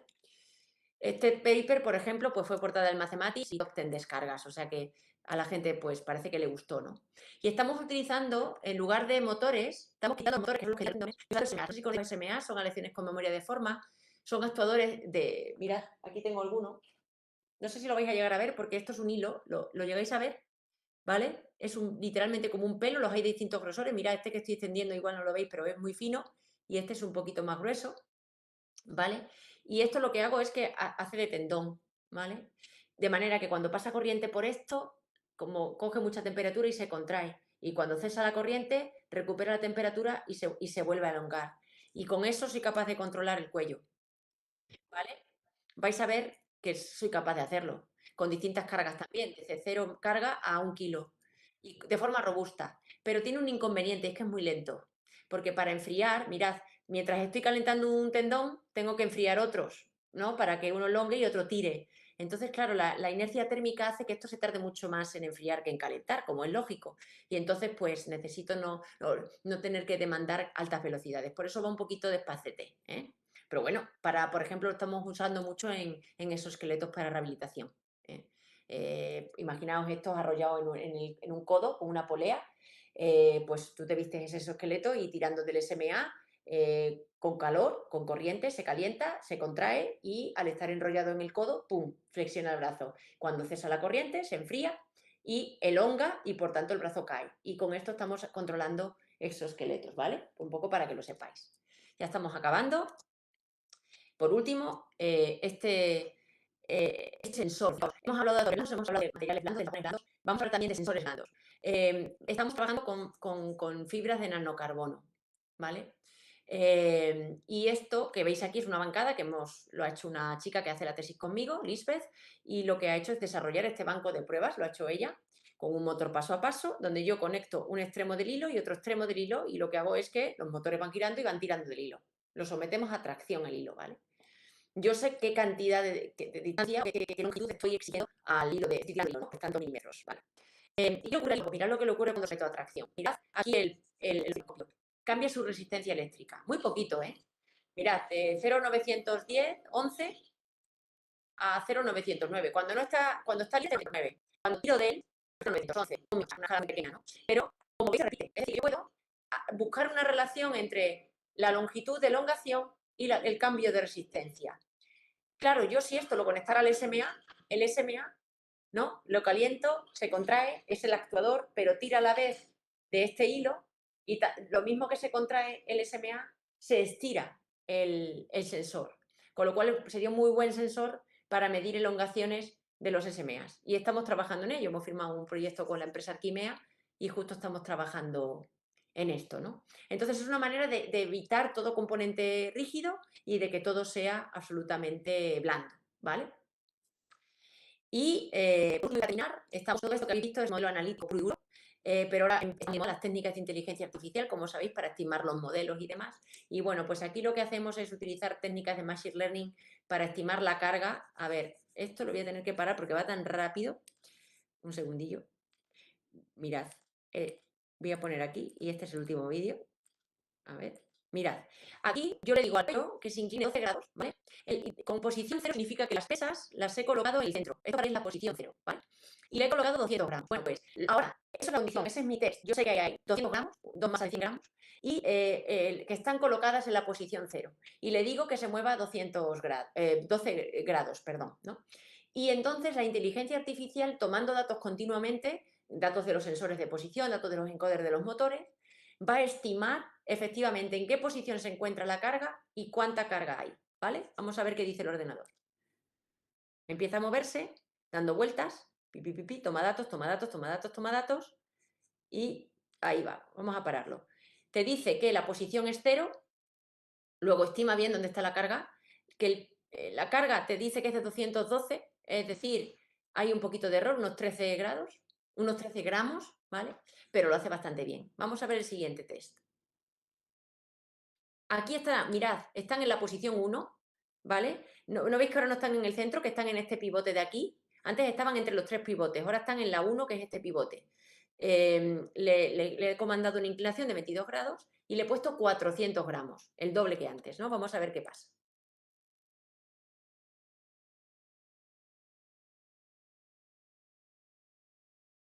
Bien, vamos a parar. Ahí, vaya, se fue. Ahí. Bueno, pues te dice que está en la posición 1, con lo cual la carga la estima bien y fijaos que la distancia es mínima entre una posición y otra, con lo cual la estimación es mucho más difícil. De hecho, pues no siempre funciona bien. Y te estima un peso de aproximadamente 455 y un error de 55 gramos, ¿vale? Entonces, bueno, estamos en ello. Quiero decir que cada vez hilaremos más fino, pero ya sabemos dónde está la carga y qué carga hay. De manera que luego pues, podamos controlarla y de una forma inteligente pues recolocar, reorientar que colocaremos un motor para reorientarlo, ¿verdad? Y poder hacer las poses, poder conseguir poses de orientación e inclinación, las que queramos con garantías, es decir, sin que se rompa y siendo robusto, ¿vale? Entonces,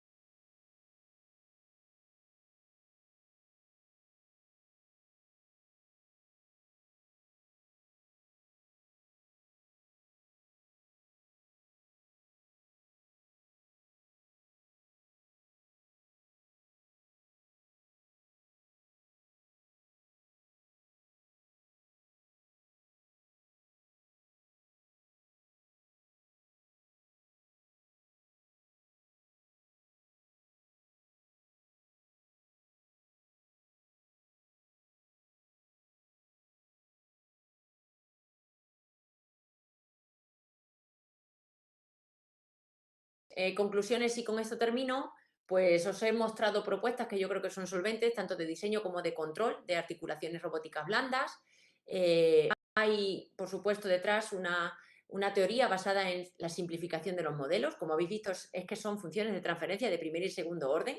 Creedme que con esto somos capaces de controlar, porque los controladores son muy robustos. El modelo es regulero, pero el controlador absorbe ese mismatch, ¿no? esa inexactitud de los modelos. Es una investigación que por suerte tiene impacto internacional y trabajamos con robots de otros laboratorios. Ahora, por ejemplo, pues estamos en Singapur y en Pisa probando controles en robots que tienen allí. Y bueno, que tiene mucho interés para la transferencia, ¿no? Hay empresas detrás como Arquimea o India Materiales a los que les interesa muchísimo nuestro trabajo, ¿no? Y bueno, como trabajos futuros de nuestra investigación, pues queremos aplicar las técnicas de inteligencia artificial y sobre todo luego que esto lo queremos aplicar a algo concreto, ¿no? Ya tenemos algunas ideas, pero hay que buscar estas articulaciones, cómo integrarlas, en qué, dónde, porque ya sabemos que sí, que para un robot humanoide o incluso para trabajar solas, ¿no? Como un manipulador gusano, que yo han ido unas con otras y puedo meterlo en un espacio confinado, que no se quede atascado, que inspeccione y tal, pero hay que precisamente buscar esa aplicación para ya desarrollar las articulaciones más específicas para esa aplicación, ¿no? Hasta ahora lo que hemos hecho es demostrar que esto es una prueba de concepto que tiene interés, que sabemos modelarla, que sabemos controlarla, que sabemos fabricarlas. Y bueno, lo siguiente, de hecho, estamos haciendo una garra, con el brazo pasa a ser un dedo y con 3 dedos tipo brazo, pues vamos a ver qué tal somos capaces de hacer el grasping, ¿no? Y bueno, pues jugando con todos estos conocimientos, proponer aplicaciones de cara al futuro que nos puedan resolver problemas, ¿no? Problemas relacionados con la robótica. Y hasta aquí, chicos, más o menos la horita. Y nada, espero que me hayáis seguido y cualquier duda, por favor, adelante con las preguntas. Gracias, Concha. A vosotros, a vosotros. Caldera. Cuando hablas de modelos de inteligencia artificial como el último que has mostrado, esos modelos, o sea, ¿cómo los entrenáis? ¿O con qué dataset los habéis desarrollado vosotros? ¿Son supervisados, no supervisados? No, pues esto lo que hemos hecho es una prueba muy preliminar, ¿eh? O sea que hemos empezado con lo básico, tampoco somos los mega expertos, estamos empezando porque somos más analíticos, ¿no? Pero lo que hemos hecho, claro, el set de datos era fundamental, como bien sabes, nos hemos roto los cuernos bastante porque este cuello, el problema es que a cada prueba que haces te da un resultado diferente y básicamente lo que hacemos es excitamos con unas longitudes, o sea, lo que queremos es como datos de entrada al cuello son las longitudes de los hilos, de los tendones, que se traducen en posiciones angulares de los motores y esa terna de 3 motores con esas posiciones angulares son las que utilizo junto con la posición en orientación e inclinación que me da el encoder. Y yo lo que busco es esa relación, busco un modelo que lo entreno para que para determinada orientación e inclinación que alcanza la IMU, que me dice la IMU que he alcanzado, pues yo lo asocie con una terna de valores angulares para cada motor, ¿no? Para cada motor una posición angular. Y entonces lo que hacemos es entrenar, ¿no? Para pues, que me dé esa relación, ¿no? Entonces el problema ya no solamente es la cantidad de datos y demás, sino que tú cuando haces un experimento con el cuello y le dices, yo qué sé, pues mira, inclínate 10 grados y da una vuelta de 360 manteniendo esa inclinación de 10 grados, ¿no? Es lo que estoy haciendo con mi cuello ahora, ¿no? Vale, lo hace y tomo todos los datos. Y está tomando medidas de las IMUs, medida de la IMU, que le dice orientación e inclinación, y medidas de los encoders. ¿Qué relación hay entre los motores y la pose? Motores y pose, ¿no? Bueno, pues en la siguiente vuelta, que le dices que haga exactamente lo mismo, las medidas son distintas, ¿vale? Entonces tú dices, ¿cómo puede ser? Los chicos se vuelven locos porque están ahí peleándose con los datos. Pues puede ser por 2 razones. Pues porque el cuello es una cosa elástica y llega un momento en el que ya está viejete y de repente pues en una vuelta pues te da desviaciones de las medidas anteriores. Está claro, ¿no? Y luego hay otra cosa que estamos observando también que influye mucho la temperatura. Perdón, la temperatura ambiente, ¿vale? ¿Cómo afecta eso, no? Entonces, es decir, que hemos empezado con cosas que ya están, con MATLAB podemos probar y a darle ahí modelos, darle todo el set de datos y a cambiar, pues hacemos redes neuronales multiparámetros, con hiperparámetros, parámetros optimizados, pero el problema está en que yo mañana vuelvo a hacer la misma prueba y casi ni mañana, es decir, al rato, y el dataset no es repetitivo. Entonces, tenemos ciertos problemas. Lo que estamos haciendo es acotar por regiones, ¿vale? Porque vemos que eso pasa más en determinadas regiones del cuello que en otras, porque al final cuando tú imprimes el elemento blando, pues la densidad no está repartida igualmente por todos los puntos, y aunque no lo vemos, pero por dentro, pues claramente habrá zonas más huecas, otras que no estamos ahí pendientes de cómo la impresora ha hecho eso, ¿no? Entonces es muy, muy difícil, ¿eh? Es decir, que nos da buenos resultados la inteligencia artificial, pero todavía es muy mejorable porque los elementos blandos son bastante fastidiosos. ¿Vale? No sé si he respondido a tu pregunta, pero es el problema al que nos enfrentamos ahora mismo. Muy, muy interesante tu cuestión, ¿eh? Muy interesante. ¿Qué opinas del deep learning para, o sea, no igual para medir, por ejemplo, la posición de la carga y el cuello, sino para controlar? O sea, en vez de, por ejemplo, usar sistemas analíticos, pues usar Sí. deep Bueno, learning. aquí podríamos tener una amplia conversación. A mí, yo es que estoy muy acostumbrada a los modelos analíticos. Yo con el modelo analítico sé muy bien qué esperar porque lo tengo modelado, ¿no? Entonces, está todo bajo control. Desde mi punto de vista, ¿no? Es verdad que, bueno, pues los modelos basados en datos tienen también sus ventajas. Deep Learning, por supuesto, la tiene, ¿no? Nosotros ahora estamos cerrando lazos de control con estas técnicas. Y, por ejemplo, pues nos hemos encontrado con ciertos problemas, ¿no? ¿Cómo los hemos resuelto? Te voy a dar una clave. En lugar de cerrar lazos matando moscas a cañonazos, tomando datos y bla, bla, bla, y forzando a que haya pues una ley ahí de control que quiera optimizar, lo que hago es incluir en el lazo el modelo analítico. Es decir, yo entreno una red pero dentro de ese entrenamiento tengo el modelo analítico, de manera que de alguna forma me estoy ahorrando muchos procesos de entrenamiento, porque ya tengo una ley analítica que le dice a mi inteligencia artificial por dónde van los tiros, ¿vale? Entonces, lo que hemos hecho es integrar esto en un modelo basado en datos, que lo que hace es que toma datos, pero que los toma y los compara, ¿vale?, con lo que el modelo analítico me da, y de manera que trato de minimizar un error que ya de entrada va a ser menor, pues porque ya he seguido ese modelo analítico a la hora de posicionar el cuello, ¿no? Entonces, por supuesto, estas técnicas puramente de datos creo que son muy buenas.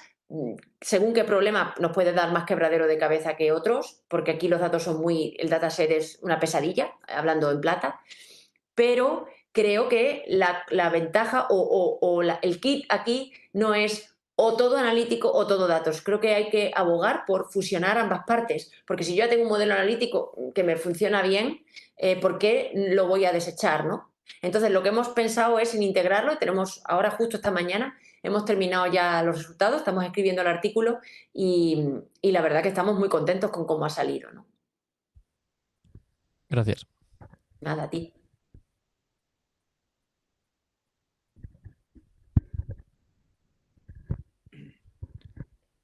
Bueno, lo primero, gracias. A ti. Yo tengo una pregunta ya más alejada de la inteligencia artificial en algo que has dicho y seguramente es por desconocimiento, pero me ha parecido que has mencionado en el control fraccionario, Mm. como que tuneas 5 parámetros, ¿no? Y luego, o tuneas, no sé si se dice así. Sí, tunear, sí. Eso es. Así hablamos en el castellano. Sintonizar, Eso es. sintonizar, pero bueno, tunear. Vale, sí, bueno.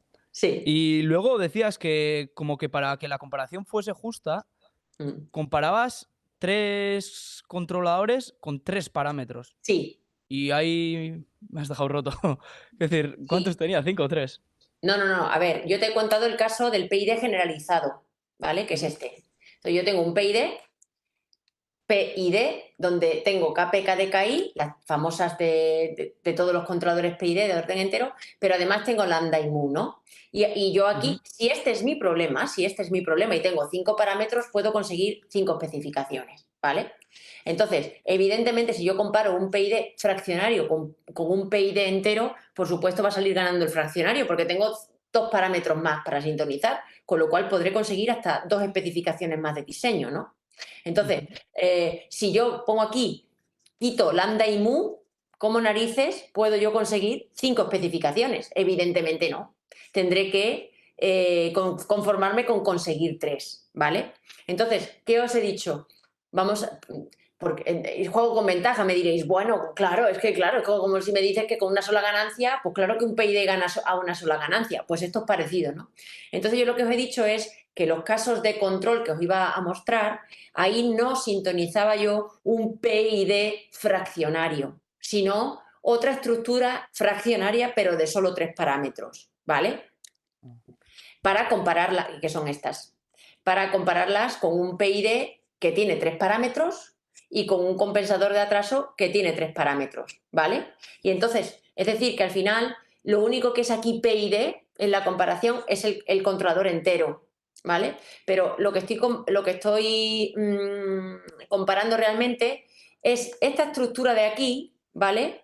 Donde yo entiendo que esto no se vea tan claramente. Tu pregunta es interesante. Aquí realmente hay 3 parámetros. Bueno, que hay 3 parámetros en el PID, todo el mundo lo ve, ¿no? Está el polo en el origen, tenemos aquí aquí, según cómo ha salido aquí tengo el polo, los dos ceros porque esto es de orden 2, y el polo, ¿no? Esto es un PID, 3 parámetros, ¿no? En el compensador de atraso, realmente tengo 2 parámetros aquí, pero porque la ganancia ha salido 1, que realmente hay 3 parámetros, ¿no? Pero en este de aquí diréis, bueno, pero es que aquí aquí hay un polo, un cero, una ganancia, un orden fraccionario. Bueno, porque realmente aquí lo que hacemos es que realmente la distancia, yo lo que esfuerzo es la distancia entre polo cero y una X, es decir, que yo lo que calculo es el polo X, ¿vale? que es la distancia entre el polo y el cero, y el orden fraccionario. Bueno, no sé si es demasiado entrar en detalle, pero lo que quiero decirte es que yo no he utilizado PIDs fraccionarios en este ejemplo. He usado estructuras de orden entero o fraccionario, pero que todas tienen el mismo número de parámetros para que la comparación sea justa. ¿Vale? ¿Ahora te queda más claro o tampoco? No te oigo, no llego a oírte, no sé si... Uy, no se oye. No se ha oído. No sé qué ha pasado con el micro, no os oigo ahora.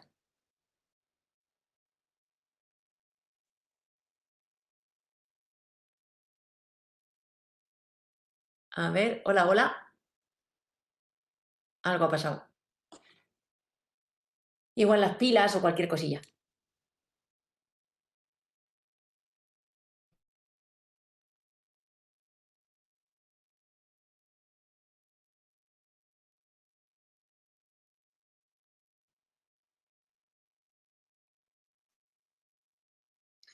Bueno, en lo que conectáis el micro. Es decir, que al final aquí lo que se trataba en este experimento es de demostrar que cuando uno de los parámetros, ¿vale?, es un orden fraccionario, no una ganancia ni proporcional, ni integral, ni derivativa, sino este orden de aquí, lo que puedo conseguir gracias a este orden es que como el polo o el cero, ¿no?, al que yo elevo a este orden, ¿no?, al final su aportación se multiplica por este orden, ¿vale?, pues le da mucha más flexibilidad para alcanzar ciertas especificaciones de diseño que si esto lo forzáramos a 1. Porque por mucho que yo juegue con la KP, con la KDI, con la KI, por mucho que yo juegue y donde coloque los polos y los ceros de un PID, las aportaciones son las que son, en magnitud y en fase, no puedo ir más allá. Mientras que si eso lo generalizo a un orden X, lambda, mu, pues puedo llegar a más especificaciones, ¿no?, a unos rangos de especificación mayores. Ahora parece que se oye. Ahora sí.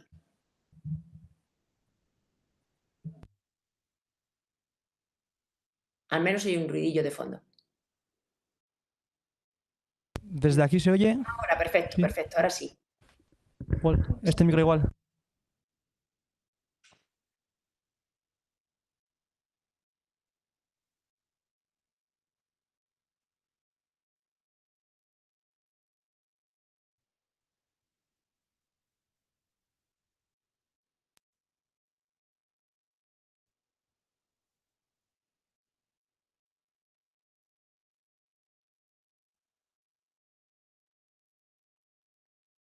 No, ahora se ha dejado de oír.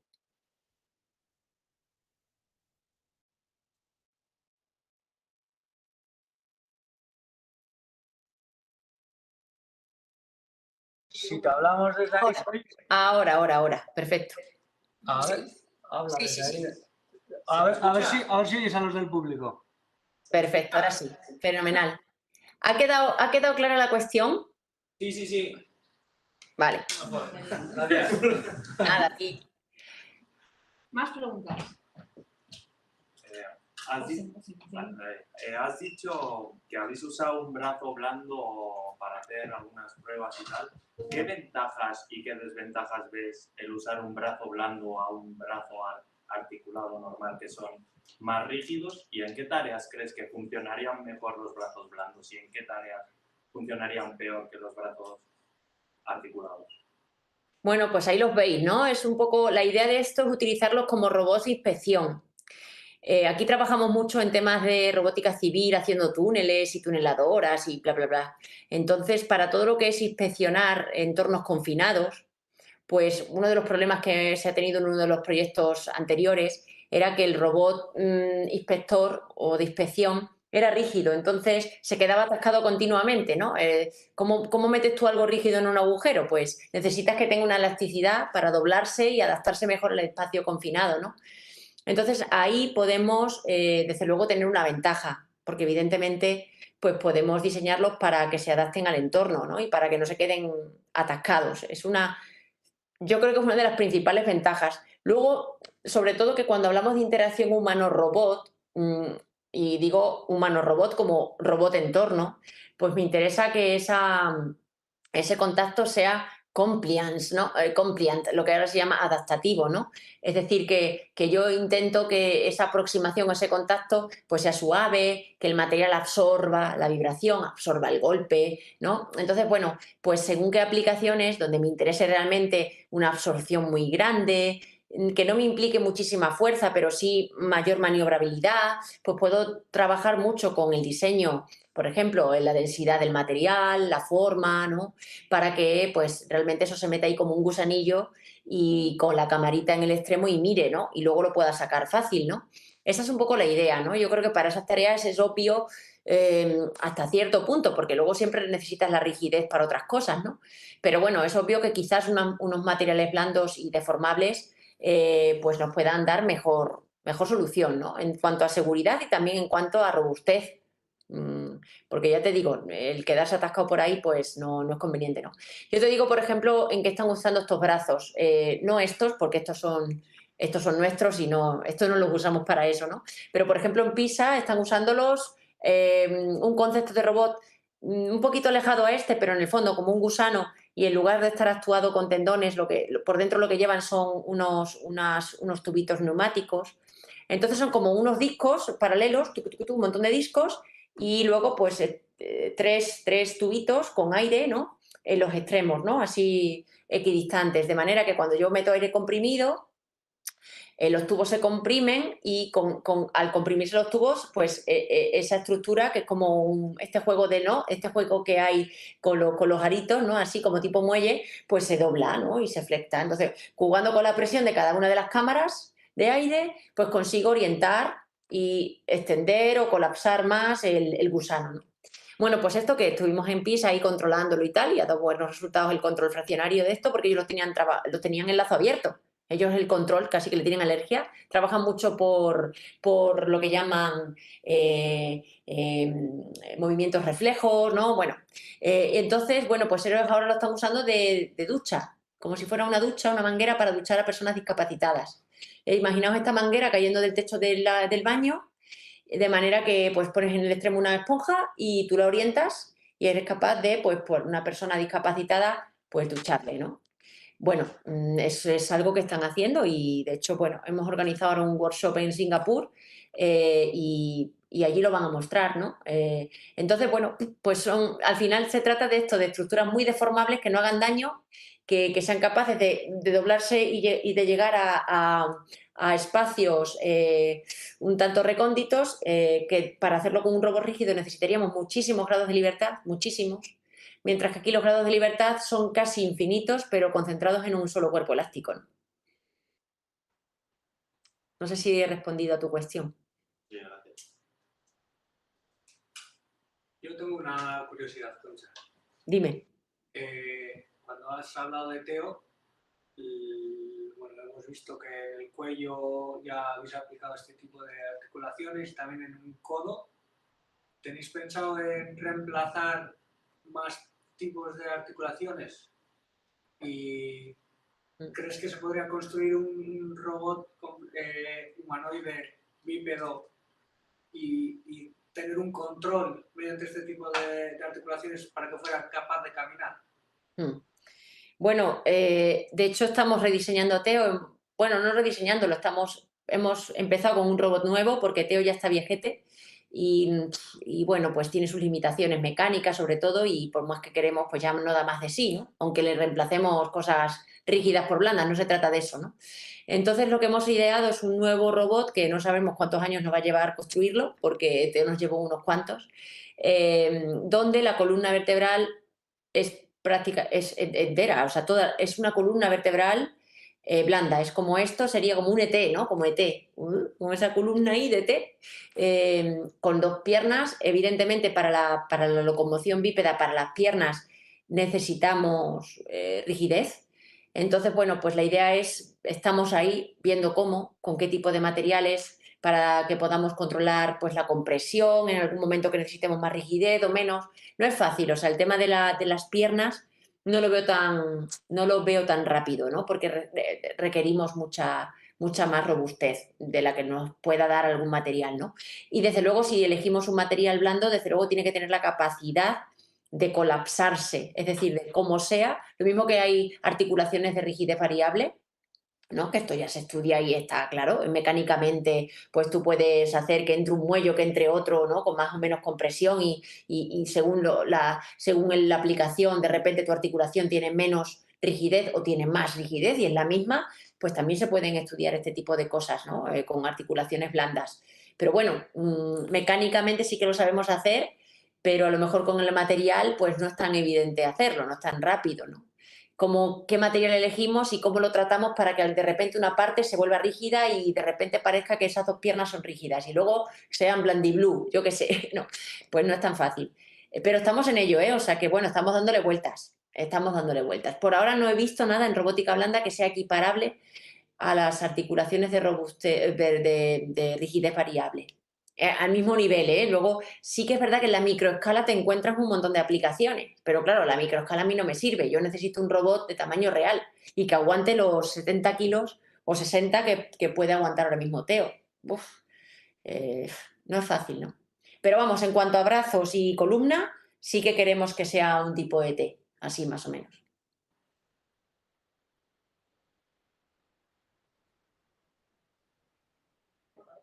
¿Ha quedado claro más o menos la idea? Sí, sí. Pregúntenme dentro de 5 años o 6, porque ahora ves que es una locura porque somos los que somos y no nos da tiempo a más. Y tenemos ya un robot operativo que es Teo, entonces esto lo haremos a ratos libres cuando podamos, porque por desgracia no suelen dar tanto dinero para proyectos tan mecatrónicos como ese. Antes sí, pero ahora ya no. Y siguiendo un poco con lo que te ha preguntado Igor, ¿cómo crees que puede ayudar las articulaciones blandas a la integración de los robots humanoides? ¿De los robots? Humanoides. Ah, hombre, yo creo que fundamentalmente por el tema de la seguridad, yo creo, ¿eh? Es como los cobots, ¿no? Conocéis los cobots, ¿no? Los robots colaborativos ahora, ¿no? ¿Cuál es la diferencia? ¿Por qué los cobots no están enjaulados y están trabajando codo a codo con el usuario? Y los industriales de toda la vida están enjaulados y no hay quien se les acerque, porque mejor no te acerques que te pueden dar un buen golpe, ¿no? Bueno, pues la diferencia es precisamente que los cobots pues están hipersensorizados y son adaptativos, es decir, aunque sean rígidos, pero bueno, ya tienen las formas más redondeaditas para no hacer daño si se te clava, ¿no? Si te dan un golpe, que no te claven un pico, ¿no? Como pasa con los industriales. Que son más duros, ¿no? Pero lo que tienen es un sistema sensorial muy avanzado que le permite al robot saber en qué punto le estás tocando, con qué fuerza y adaptarse y reducir su aceleración drásticamente. En realidad son articulaciones, lo que tienen estos bichos son articulaciones con rigidez muy variable, de manera que boom, ¿no? Y según cómo te den la fuerza de impacto, se liberan todo su freno, ¿no? Y todo tal, para que tú pues los puedas desplazar sin que el golpe sea muy grande, ¿no?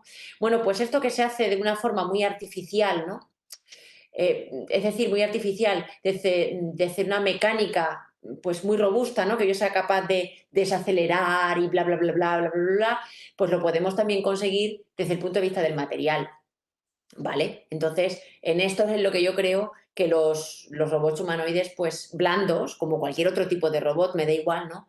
Pues tienen pues un plus, ¿no? Son más ventajosos. Porque claro, ya si encima haces el robot blando e integras en eso mismo, ¿no? También toda esta tecnología que ya conocemos, pero si además ahora los materiales los haces blandos, pues esa es la idea, ¿no? Yo creo que, o sea que, no digo que sea fácil, pero es en lo que se está trabajando, ¿no? En que los materiales se elijan y se diseñen de manera tal que sean adaptativos. Y cuando tú los quieras usar de una forma muy blanda, que lo sean, pero cuando también requieras que ellos tengan una cierta rigidez, la tengan también, ¿no? Como los origamis, ¿no? Pues oye, pues puede llegar un momento en el que estén comprimidos o puede un momento en el que estén desplegados y bueno, pues depende de qué aplicación te interesa más una postura que otra, no lo sé, ¿no? Dependería mucho de la aplicación, pero bueno, pues la idea es esa, ¿no? En hacerlos más seguros. Yo creo que es la tendencia de los materiales. Y hay otra cosa de los materiales blandos que ahora se lleva mucho, que son en que se autocuran, ¿no? No sé si habréis oído, por ejemplo, los hidrogeles. Pues son unos materiales que tienen cargas eléctricas dentro, de manera que tú les conectas unas hornas ahí, pin, y pasa corriente y ¿qué pasa? Que se recolocan las cargas, las positivas se van todas para un lado, las negativas para el otro y en ese redistribuir de cargas el hidrogel hace wing y se dobla. Entonces tú controlando la corriente pues puedes controlar el bending, ¿no? La flexión, ¿no? Y aparte tienen una propiedad y es que si tú vienes con un cuchillo y les pinchas y le haces una grieta, pues resulta que la puedes curar, la puedes reparar. Te lo estoy simplificando un montón, ¿vale? Porque es más complejo que esto, pero en el fondo si vienes con el flifli de agua y le echas agua, pues resulta que eso se sella. O sea, y es así.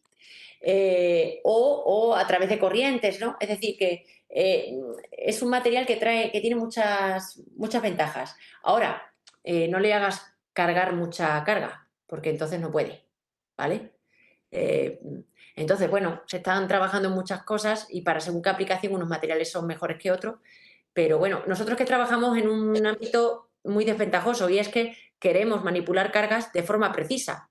Entonces necesitamos cierta rigidez, no nos podemos ir a un Blandy Blue, ¿vale?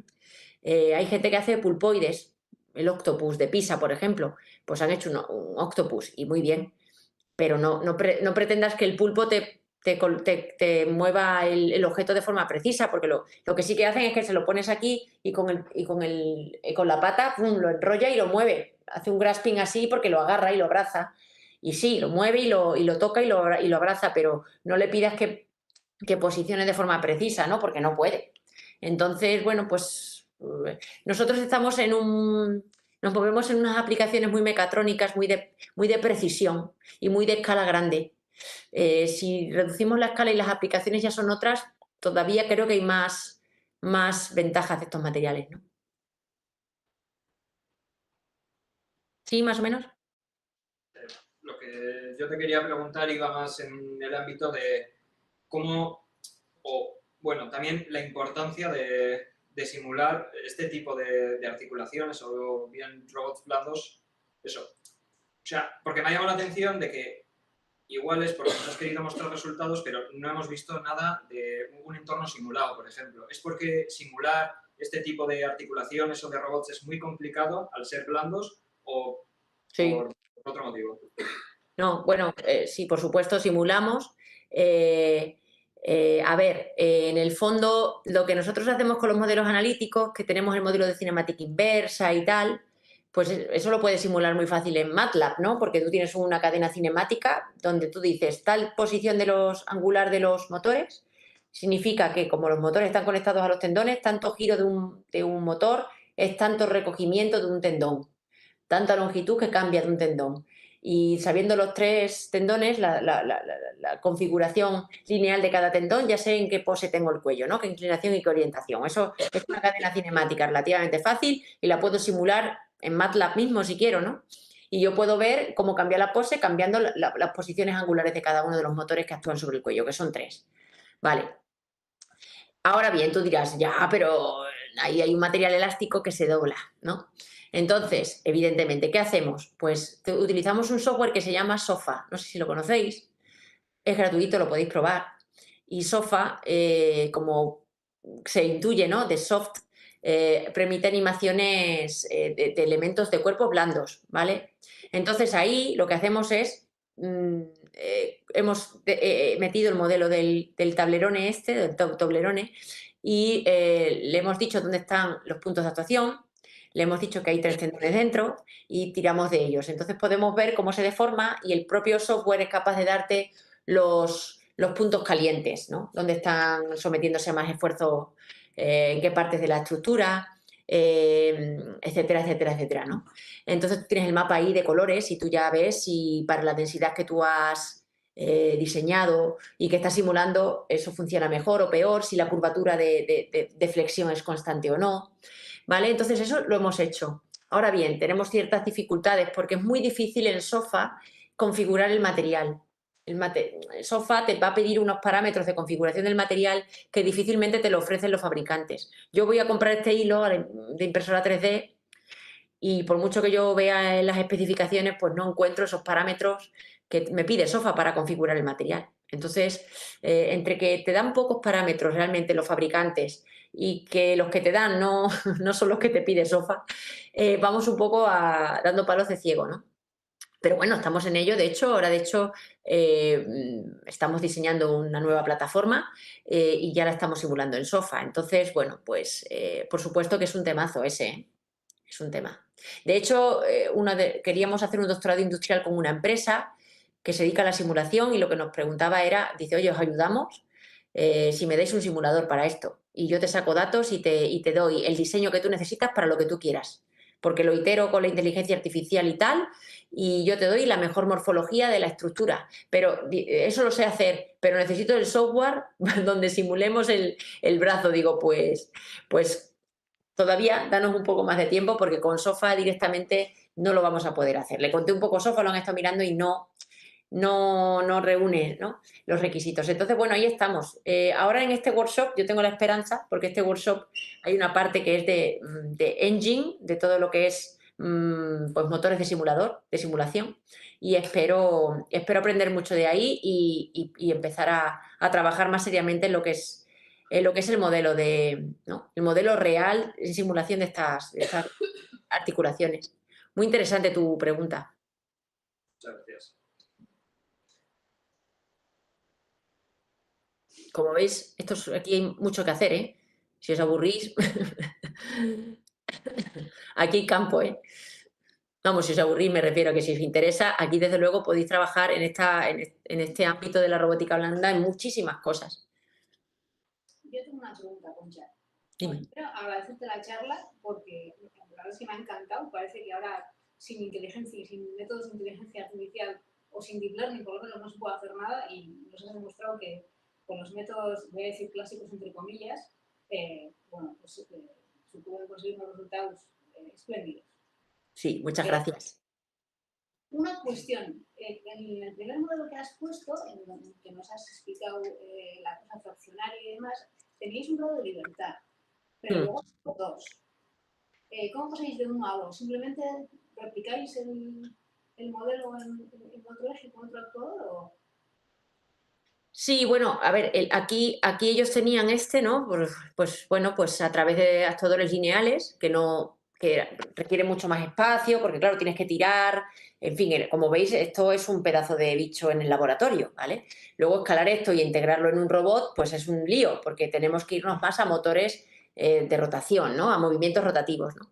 Entonces, el paso de 1 a 2, nosotros lo decidimos, en realidad nos hubiera gustado que tuviera 3. De hecho, bueno, pues ahora ya estamos trabajando en el tercero, ¿no? Pero básicamente lo que hicimos fue pensar primero en qué grados de libertad queríamos. Entonces, claramente hay 2 en la pose de un cuello que nos interesa mucho, ¿no? Que son el de inclinación y el de orientación, ¿no?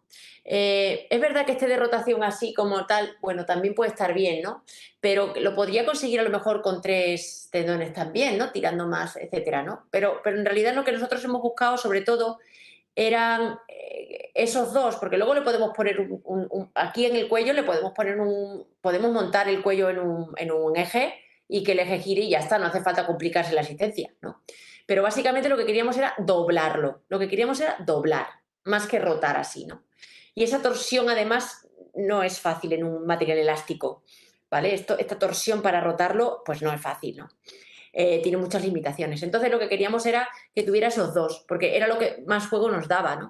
Y lo que más nos permitía caracterizar también el material y estudiar mejor los materiales, ver hasta dónde los puedo llevar en esa torsión y en esa orientación, ¿no?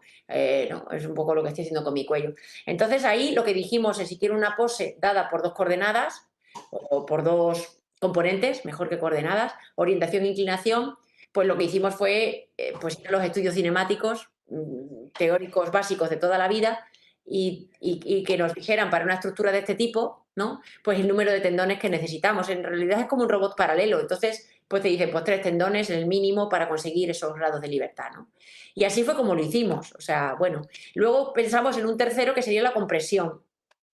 Y ahí es verdad que si tú tiras de los 3 tendones a la vez, la misma cantidad se comprime. Entonces, por eso hicimos este churricuello aquí, porque lo que queríamos era probar que para densidades muy bajas si yo quiero, pues lo puedo comprimir un poco, ¿no? Aquí que veis que se comprime, ¿no?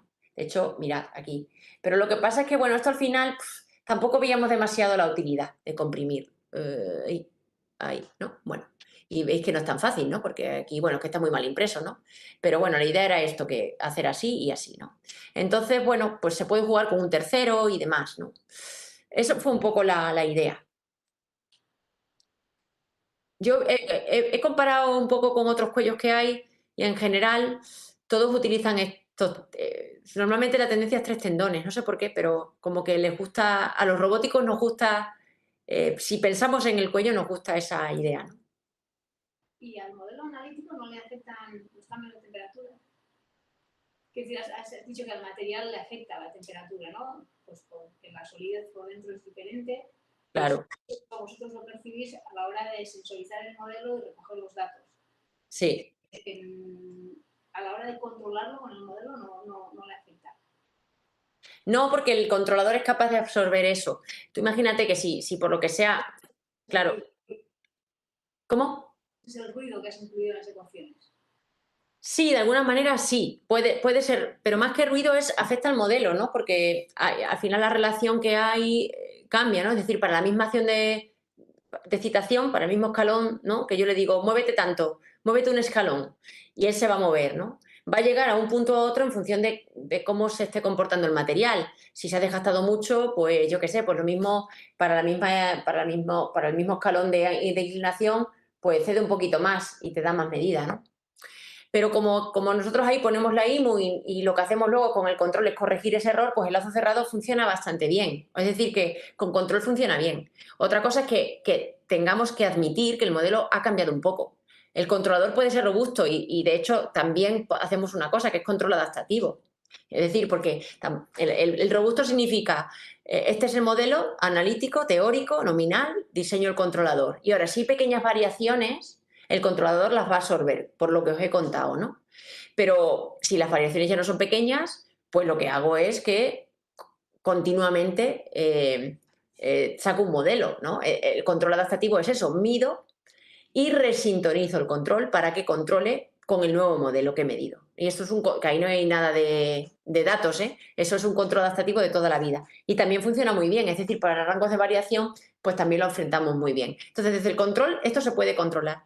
Pero si lo que queremos es dedicarnos al modelo, que eso nos lo han criticado a veces, sí, el control fenomenal, pero el modelo que usted está simplificándolo un montón. Y es que ya hay muchos métodos para modelar esto más exactamente. Bueno, si a mí me da igual, si yo lo que quiero es que funcione.